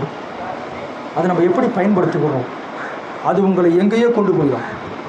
இது எல்லாமே 4ஆவது பரிணாமத்தோடு கூட தொடர்பு கொண்டு இருக்கிறது. இன்னைக்கு நீங்கள் வேறு ஒரு பரிணாமத்தோடு கூட தொடர்பு கொள்ள முடியும் என்பதை தான் இந்த காலத்தில் நிரூபித்துக் கொண்டிருக்கிறோம். தீர்க்கதரிசி சொல்றாரு பாருங்க, இந்த செய்தி சொல்றாரு, வல்லமையால் மீட்பு என்ற செய்தி சொல்றாரு, நாம் வேறு ஒரு உலகத்தோடு கூட நம்ம 2 உலகத்தில் வாழ்ந்து கொண்டு இருக்கிறோம். இந்த பூமியில வாழ்ந்துட்டு இருக்கிறோம், அதே நேரத்தில் பார்த்தீங்கன்னா வேறொரு உலகத்தில். தீர்க்கதரிசி சொல்றாரு, எப்போ சொல்றாருன்னா இறுதிய ரகசியத்தை பார்க்குறாரு வச்சுங்க. இறுதிய ரகசியங்கள் தரிசனங்கள் தொடர்ச்சியாக வருகிற நேரத்தில் அவர் ரொம்ப விளைவினப்பட்டு போயிடுவார். விளைவினப்பட்டு போன பிறகு அவர் சொல்றாரு, இதெல்லாம் உங்களால் புரிஞ்சிக்க முடியாது, அந்த அனுபவத்தில் இருந்தால் தான் அது தெரியும். நான் வேறு சில விஷயத்தை சொல்லுவேன், ரெக்கார்டிங் பண்ணுறபடி அப்படி நிறைய விஷயம் நான் சொல்ல முடியல. நான் இப்போ என்ன நடக்குது பார்த்தீங்கன்னா, அவங்க இந்த பூமியில இருந்துகிட்டு இருந்து வேறொரு பரிணாமத்துக்குள்ளே போயிட முடியும். ஒரு தீர்க்கதரிசி என்ன செய்ய முடியும்? பூமியில இருந்துகிட்டு வேறொரு பரிணாமத்துக்குள்ள அங்கே போக முடியும். மீகியா என்ற ஒரு தீர்க்கதரிசி இருந்தார். அவர் இந்த பூமியில வாழ்ந்து கொண்டிருந்த பரலோகத்தில் நடந்த ஒரு கான்ஃபரன்ஸை பார்க்க முடிஞ்சது. ஆகாப்பு விழுந்து போனோம். ஆகாப்பு விழுந்து போவதற்காக பரலோகத்தில் தேவனாகிய கர்த்தர் ஒரு கான்ஃபரன்ஸ் நடத்திக்கிட்டு இருந்தார். அந்த பூமியில இருக்கிற ஒரு மனுஷன் அந்த பரிணாமத்துக்குள்ள அதை போய் பார்த்தான். தீர்க்கதரிசிகள் வேறொரு டைமென்ஷனுக்குள்ளாக போய் அந்த காட்சியை பார்க்க முடியும். அவர்கள் தான் தீர்க்கதரிசிகளாக இருக்கிறாங்க. நம்ம தீர்க்கதரிசிகள் அப்படி பார்த்தோன்னா நம்ம அந்த டைமென்ஷனுக்குள்ள போயிட்டு அந்த காட்சியை பார்க்க போது கிடையாது. ஆனால் அந்த டைமென்ஷனோட கூட தொடர்பு கொள்ள முடியும் என்பதை தான் இந்த காலத்தின் செய்தி உறுதிப்படுத்திக் கொண்டிருக்கிறது. பல நேரங்களில் சில வருஷத்துக்கு முன்னாடி சமீபத்தில் ஒரு விஷயம் அதை நான் சொல்ல விரும்பல. ஒரு குறிப்பிட்ட நபருக்காக ஒரு சில விஷயத்துக்காக நான் ஜெபிச்சுக்கிட்டே இருந்தேன். ரொம்ப பாரத்தோடு கூட, ஆண்டவர் அப்படி செய்யணும் இப்படி செய்யணும், நீங்கள் உதவி செய்யுங்க அப்படிலாம் ஜெபம் பண்ண பிறகு ஒரு நாள் தேவனுடைய வேறொரு பரிணாமத்துக்குள்ளாக போய் அங்கே பார்த்தா என்ன நடக்கும் என்பதை தேவன் சொன்னார். பார்த்த உடனே நேராக பாரியா கிட்ட சொன்னேன், நம்ம ஜெபம் பண்ணுறதுலாம் நிறுத்திட்டு வேறு மாதிரி ஜெபம் பண்ணுங்க. எந்த நபர்கிட்ட சொன்னோமோ அந்த நபர்கிட்ட நான் சொல்லலை. இப்படி சில மாதங்கள் ஓடிச்சு. சில மாதங்கள் ஓடின பிறகு அந்த பரலோக கவர்மெண்ட் சொல்லிச்சு பாருங்க, அதுதான் நடந்துச்சு. அப்புறம் நான் சொன்னேன், ஏற்கனவே இந்த பூமிக்குரிய கவர்மெண்ட் என்ன செய்ய போதும் பரலோக கவர்மெண்ட் எனக்கு சொல்லிடுச்சுப்பா, அதுதான் நடந்துச்சு. நான் என்ன சொல்ல வரேன் அப்படி நீங்கள் புரிஞ்சுக்கணும். இந்த பூமியில் வாழ்ந்து கொண்டு இருக்கிற நேரத்தில் நீங்கள் வேறொரு பரிணாமத்தோடு கூட தொடர்பு கொள்ள முடியும். ஆகையினால தான் நீங்கள் நானும் ஆவிக்குரியவனா என்ன அர்த்தம், ஸ்பிரிச்சுவல் மேனா என்ன அர்த்தம், இந்த பிசிக்கல் பாடி இந்த பூமிக்குரிய காரியத்தை புரிஞ்சுக்க முடியும், வாழ முடியும், எல்லாமே செய்ய முடியும். ஆனால் ஸ்பிரிச்சுவல் ஒரு காரியம் இருக்குது. இதுதான் தேவனோடு கூட தேவனுடைய பரிணாமத்தோடு கூட தொடர்பு கொள்ள முடியும். அது இந்த பூமியிலேயே அந்த அனுபவத்தை கொண்டு வர முடியும். கர்த்தருடைய நாமத்திற்கு மகிமை உண்டாகட்டும். கொஞ்சம் வருஷத்துக்கு முன்னாடி நம்ம சபைக்கு வந்துட்டு போன ஒரு சகோதரி ஒரு முறை எங்கள் வீட்டுக்கு வந்தாங்க. உங்களுக்கு நான் பலமுறை சொல்லியிருக்கேன். அந்த பையனை கொண்டு வந்து காட்டுறதுக்காக வீட்டுக்கு வந்துட்ட பிறகு விஷயத்தை சொல்லிட்டு இருந்தாங்க. அவங்க நாத்தனாருடைய கணவர் நினைக்கிறேன், எனக்கு கரெக்டாக அவர் சரியாக தெரியல, ஏறக்குறைய அப்படி தான் இருக்கும். அவர் இறந்து போவதாக அந்த அம்மா ஒரு சொப்பனம் பார்த்தாங்க. இது அப்படி வெளிப்படையா இதை எப்படி சொல்கிறது, சொல்ல முடியாது, வேற வழி கிடையாது. ஏதோ ஒரு விஷயத்தில் அந்த குடும்பத்தில் சொல்லிட்டாங்க. அதுதான் ஆமாம், எல்லாரும் ஒரு காலத்தில் சாவதானே போகிறாங்க, எல்லாரும் ஒரு காலத்தில் சாவதான் போகிறாங்க, அப்படி தான் நினச்சிருந்தாங்க. அந்த சொப்பனம் சொல்லி சில நாட்கள் ஆன பிறகு நல்லா இருந்த மனுஷன், திடகாத்திரமாக இருந்தவர், எந்த வியாதி இல்லாத மனுஷன், ஏதோ ஒரு காரணத்துக்கு ஹாஸ்பிட்டல் கொண்டு போய் சேர்ந்தாங்க. ஹாஸ்பிட்டல் இறந்து போயிட்டார். அதை குறித்து ஒரு பயந்துட்டு வந்து என்கிட்ட வந்து சொல்லிச்சு, இப்படி தான் பார்த்தேன் பாஸ்டர் அப்படின்னு சொன்னேன். நான் சொன்னேன், தேவன் இடைப்படுகிற வழிகளில் சொப்பனமும் கூட ஒன்றாகிருக்கிறது. நான் என்ன சொல்ல வந்தேன் அப்படி பார்த்தோன்னா, வேறு ஒரு பரிணாமத்தோடு கூட தொடர்பு கொள்ளுகிற அனுபவம் இருக்கிறது. எல்லாத்தையும் இயக்கக்கூடிய ஒரு கவர்மெண்ட் இருக்குது. அந்த கவர்மெண்ட்டோட கூட ஒரு மனுஷன் தொடர்பு கொள்கிற நேரத்தில் அந்த கவர்மெண்ட்டை நிர்ணயம் பண்ணது தான் இந்த பூமியில் நடக்கும். உங்களுக்கு தெரியுங்களா? அந்த கவர்மெண்ட்டு என்ன நினைச்சிருக்கிறதோ, என்ன குறித்து, உங்களை குறித்து வேற எதுவும் பூமியில் எவனும் ஒன்றும் செய்ய முடியாது. அந்த கவர்மெண்ட் என்ன குறித்து, உங்களை குறித்து என்ன சொல்றதோ அதுதான் நடக்கும், அதுதான் நிகழும். வேற யாரும் ஒன்றும் பண்ண முடியாது. இயேசுவை பிடிக்கணும், கொல்லணும் பார்த்தாங்க, சொல்றாரு, அதெல்லாம் நடக்காதுப்பா, போப்பா போப்பா போப்பா. பரலோகத்தில் இருக்கிற என் பிதா ஒரு சித்தம் வச்சிருக்கிறார், உங்களை குறித்து உங்க தேவனாகிய கர்த்தர் பரலோகத்தை ஒரு திட்டம் போட்டு வச்சிருக்கிறார். அந்த திட்டம் என்னவோ அதுதான் உங்க வாழ்க்கையில் நடக்கும். அங்க ஓகே ஆயிடுச்சுன்னா இந்த பூமியில எல்லாமே ஓகே ஆயிடுச்சு. கர்த்தருடைய நாமத்திற்கு மகிமை உண்டாகட்டும். நாம் 2 உலகங்களில் வாழ்ந்து கொண்டிருக்கோம். இன்னொரு செய்தி கொடுத்துருக்கு சொல்கிற கவனிங்க. நான் வாசித்து இன்னும் ஒரு 5-10 நிமிஷத்தில் முடிச்சிடறேன். கவனிங்க. நான் ஒரு தரிசனத்தை கண்டேன், இதை போன்ற ஒரு உலகத்தை நான் கண்டேன். அது உருண்டையான வேறொரு உலகம். ஆனால் அங்கே இருந்த உலகம் அதை சுற்றிலும் ஒரு வானவில் வில்லை கொண்டிருந்தது. தேவனுடைய கோபாக்கனில் இருந்து பாதுகாக்கிற கிறிஸ்துவின் இரத்தமாக அது இருந்தது. அதை அவரால் பார்க்க முடியாதிருந்தது. அவர் அந்த காரியத்தை சரியாக இப்போதே அழித்து விடுவார், ஏனெனில் அவர் அதை புசிக்கும் நாளிலே சாவீர்கள் என்றார். ஆகவே அதை செய்தார். என்ன சொல்ல வர்றாரு அப்படி பார்த்தோம்னா, தீர்க்கதரிசி ஒரு முறை ஒரு இடத்துக்கு போனார். ஒரு எல்லாரும் உட்காந்து ஏதோ சாப்பிட்டுக்கிட்டு குடிச்சிட்டு இருக்கிற ஒரு இடம். அங்கே ஒரு வயசான கிழவி, ரொம்ப வயசான கிழவி, அது ரொம்ப மேக்கப்பெல்லாம் போட்டுக்கிட்டு நைல் பாலிஷ்லாம் வச்சு லிப்ஸ்டிக்லாம் வச்சு ரொம்ப ஒவ்வொரு கிழவி அது இருந்துட்டு ஒரு 4-5 ஆம்பளைங்க கூட உட்காந்துன்னு அது இன்னும் கதை பேசிட்டு இருந்தது. அவ்வா ஃபுல்லாக போதையில் இருந்துச்சு. இப்போ இவர் பார்த்துட்டு இவர் ரொம்ப கஷ்டப்பட்டார். இப்படிப்பட்ட பெண்கள் இருக்கிற நேரத்தில் எங்கள் பொம்பளை பிள்ளைங்களாம் எப்படி தான் வாழ போகிறாங்க, நாடு ரொம்ப கெட்டு போச்சு அப்படி இப்படி மனசுக்குள்ளே நினச்சிக்கிறாரு. தீர்க்கதரிசி எதுதான் வெளிப்படையாக சொல்லுவாருங்க, அதனால் அவர் தீர்க்கதரிசிங்க. இப்படி அவர் மனசில் நினச்சிக்கிட்டு அந்த கிழவியை குறித்து ரொம்ப மனசில் மோசமாக நினச்சிக்கிட்டு இருக்காரு. இப்படிலாம் ஒரு பெண் இருக்குது, அப்படிலாம் ஒரு பெண் இருக்குது, அப்படி இப்படின்னு நினச்சிக்கிட்டு இதால தான் உலகம் கெட்டு போகுது, எனக்கு 2 பொம்பளை பிள்ளைங்க இருக்குது அப்படிலாம் நினச்சிக்கிட்டு மனசுக்குள்ளே பண்ணிட்டு இருக்கிற ஏஞ்சல் ஆஃப் சொல்லான்னு பக்கத்தில் சொன்னார். எப்பா தம்பி கொஞ்சம் அந்த பக்கம் வா அப்படின்னு கூப்பிட்டார். தீர்க்கதரிசி அந்த பக்கம் போன பிறகு அந்த அம்மாவுடைய வாழ்க்கை, அந்த அம்மா எந்த பாதையில் ஓடுறாங்க அதை குறித்து ஆண்டவர் சொன்னார். பிறகு அப்போ தான் அந்த 2 உலகத்தை காட்டுறாரு.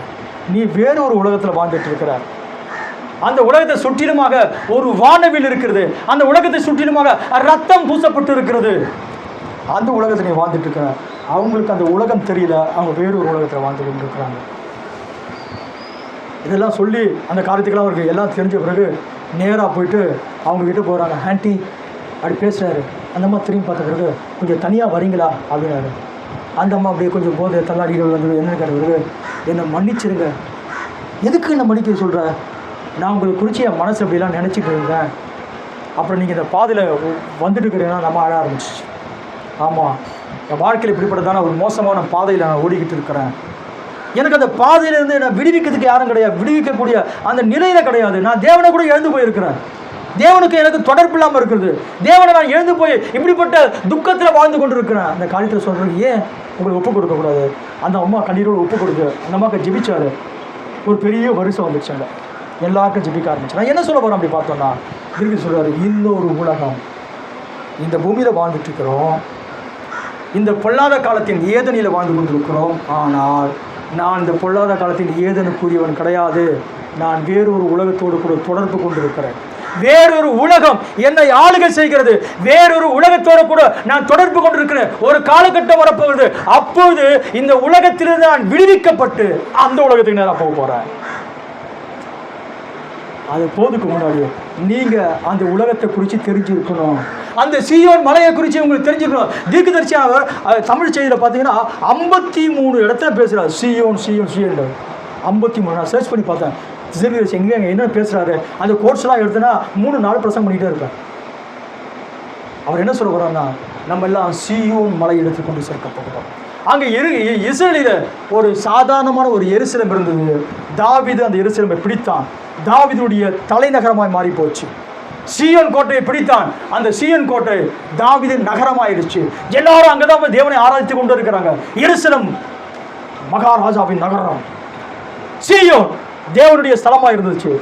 இப்போ தேவன் அந்த பேட்டர்ன் அப்படியே என்ன செஞ்சுட்டார்னா, பரலோகத்தில் ஒரு சீயோன் இருக்குது, பரலோகத்தில் ஒரு எருசலேம் இருக்கிறது.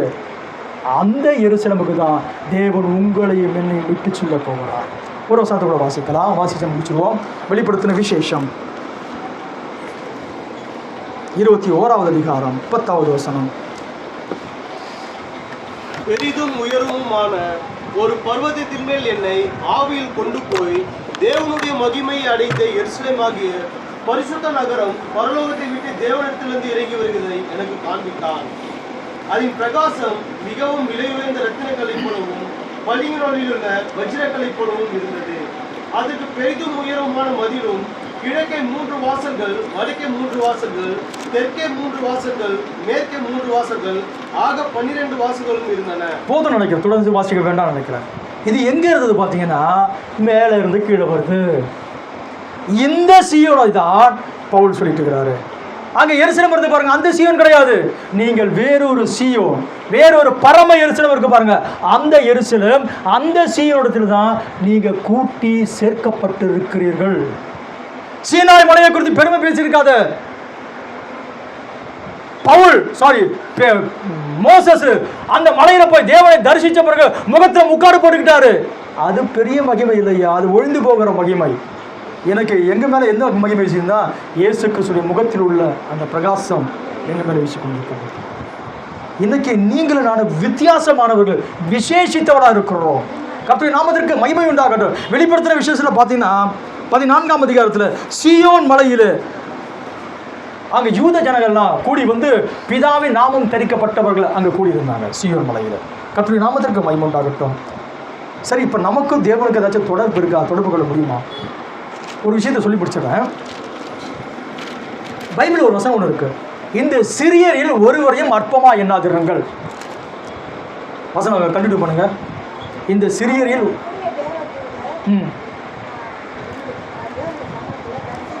உண்மை அதுதான். இந்த சிறியரில் ஒருவரையும் அற்பமா எண்ணாதீங்க, அவர்களுக்குரிய தேவதூதர்கள் பரலோகத்தில் பரமபிதாவை தரிசிக்கிறார்களே. இயேசு சொன்னார். மத்திய சுவிசேஷம் 18ஆம் அதிகாரம் நான் நினைக்கிறேன், வாசிக்க வேண்டாம், 18-20. இந்த சிறியரில் ஒருவரை அற்பமா எண்ணாதீங்க, அவருக்குரிய தேவதூதர்கள் பரலோகத்தில் பரமபிதாவை அவங்க தரிசிச்சுட்டு இருக்கிறாங்க. இது குறித்து நிறைய பேர் இப்படி சொல்லுவாங்க, நம்ம எல்லாருக்கும் ஒரு தேவதூதர் இருக்கிறாங்க, அந்த தேவதூதர் நம்மளை பாதுகாத்துக் கொள்கிறாங்க. அப்படி நிறைய செய்தி நான் கூட ஆரம்பத்தில் நிறைய கேட்டுருக்கேன். தீர்க்கதரிசி சொல்கிறாங்க, கவனிங்க, இது தேவதூதன் ஐயா, உன்னுடைய தியாபனி இருக்குப்பா, உங்களுடைய ஸ்பிரிச்சுவல் மேன், உன்னுடைய ஆவிக்குரிய மனுஷன், அவன் அங்க இருக்கிறான். அவன் டெய்லி அனுதினமும் பிதாவை தரிசிச்சுக்கிட்டே இருக்கிறான். அந்த ஆவிக்குரிய மனுஷன் எப்போ உயிரடைவான்? இங்க இருக்கிற என்னுடைய ஆத்துமா எப்பொழுது பாவம் மன்னிப்பாகிய அந்த மீட்பை பெறுகிறதோ அப்போது என்னுடைய ஆத்துமாவோ இந்த ஆவிக்குரிய மனுஷன் கனெக்ட் ஆயிட்டான். இப்போ என்ன நடக்குது பார்த்தீங்கன்னா, இவன் பூமியில இருக்கிறவன் அங்க பரலோகத்தோட கனெக்ட் ஆயிட்டு இருக்கான். நான் சொல்றது புரிஞ்சுக்க நினைக்கிறேன். இதுதான் ஸ்பிரிச்சுவல் லைஃப், இதுதான் ஆவிக்குரிய வாழ்க்கை. நீங்க சொல்றாரு, ஒரு காலம் பிறப்பு, நான் போரடிச்சுன்னு நினைக்கிறேன், ஒரு காலகட்டம் பிறப்புக்குது. அன்னைக்கு ஒரு சீயோன் கப்பல் ஒன்று வருமா, சத்தம் போட்டுட்டு ஒரு சீயோன் கப்பல் வரும். ஐயா, நான் அந்த கப்பலில் பிரயாணப்பட்டு போகிறதுக்கு ஆயத்தமாக இருக்கிறேன். சீயோன் கப்பல் ஒன்று வரும், அந்த கப்பல் சத்தம் விட்டுக்கிட்டே வந்துகிட்டே இருக்கும். அந்த கப்பலில் பிரயாணப்படுவதற்கு தான் நீங்களும் நான் இங்கே இருக்கிறோம். கர்த்தர் உங்களை ஆசீர்வதிப்பார். நம்ம யாவரையும் இருக்கிறோம்.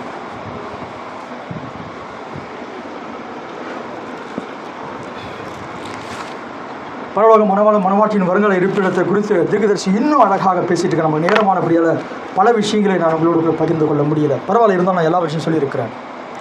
ஒருவேளை என்னுடைய காலம் முடிந்து போன பிறகு இந்த வார்த்தை எங்களோடு பேசும்.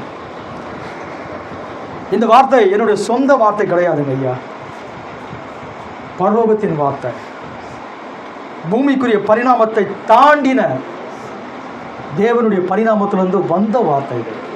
இதை தான் பவுல் சொல்றாரு. அந்த சீயோன் மலையில, சீனாய் மலையை பார்த்து, ஓ சீனாய் மலையில் இறங்கி வந்தாரு ஒன்று எல்லாரும் குதிக்கிறாங்க. இல்லை இல்லை, அந்த சீனாய் மலையெல்லாம் ஒன்றும் கிடையாது. அது உனக்கு ஜீவனை தராது, அது உங்களை கொல்லும், உன்னை குற்றவாளி ஆக்கிக்கிட்டு இருக்கும். ஆனால் சீயோன் மலை ஒன்று இருக்குது. கல்வாரி மலைக்கிட்ட நீ தொடர்பு கொண்ட பிறகுதான் சீயோன் மலை கிட்ட போக முடியும். கல்வாரி மலை தான் உன்னை சீயோன் மலைக்கு நேராக இட்டு செல்கிறதாக இருக்கிறது. கல்வாரியில் உனக்காக ஒருத்தர் கிரயமாக்கப்பட்டிருக்கிறார். கல்வாரியில் தன்னுடைய விலைமதிப்பட்ட ஜீவனை கொடுத்து உன்னை சீயோன் மலைக்கு நேராக வழிநடத்துவதற்காக தான் கல்வாரியில் ஜீவனை கொடுத்திருக்கிறாரு. தீர்க்கதரிசி சொன்னது போலவே என் காலம் முடிகிற அந்த காலகட்டத்தில் சீயோன் கப்பல் ஒன்று சத்தம் போட்டுக்கிட்டே வரும். நான் அந்த கப்பலில் ஏறி நான் சொல்லுவேன், இந்த சீயோன் கப்பலை குறித்து பல வருஷத்துக்கு முன்னாடி நான் பிரசங்கிச்சிருக்கிறேன் ஐயா. இந்த சீயோன் தேசத்தை குறித்து நான் பிரசங்கித்திருக்கிறேன். இன்னைக்கு இந்த சீயோன் கப்பலில் நான் பிரயாணப்பட்டு போய் சீயோனின் மலவானதை நான் பார்க்க போகிறேன். அந்த நாள் எத்தனை அற்புதமாக இருக்கும். அந்த நாளுக்காக நான் ஏங்கி துவைத்துக் கொண்டிருக்கிறோம். கர்த்தருடைய நாமம் ஆசீர்வதிக்கப்படுவதாக. சேர்ந்து பாடுவோமா? சீயோன் தேசமதில் சேர்ந்தென்றும் அன்பருடனே வாழப்போகிறோம். சேர்ந்து பாடுவோமே. சீயோன் தேசமதில் சேர்ந்தென்றும் அன்பருடன் வாழ்வே. சீயோன் தேசமதில் சேர்ந்தென்றும்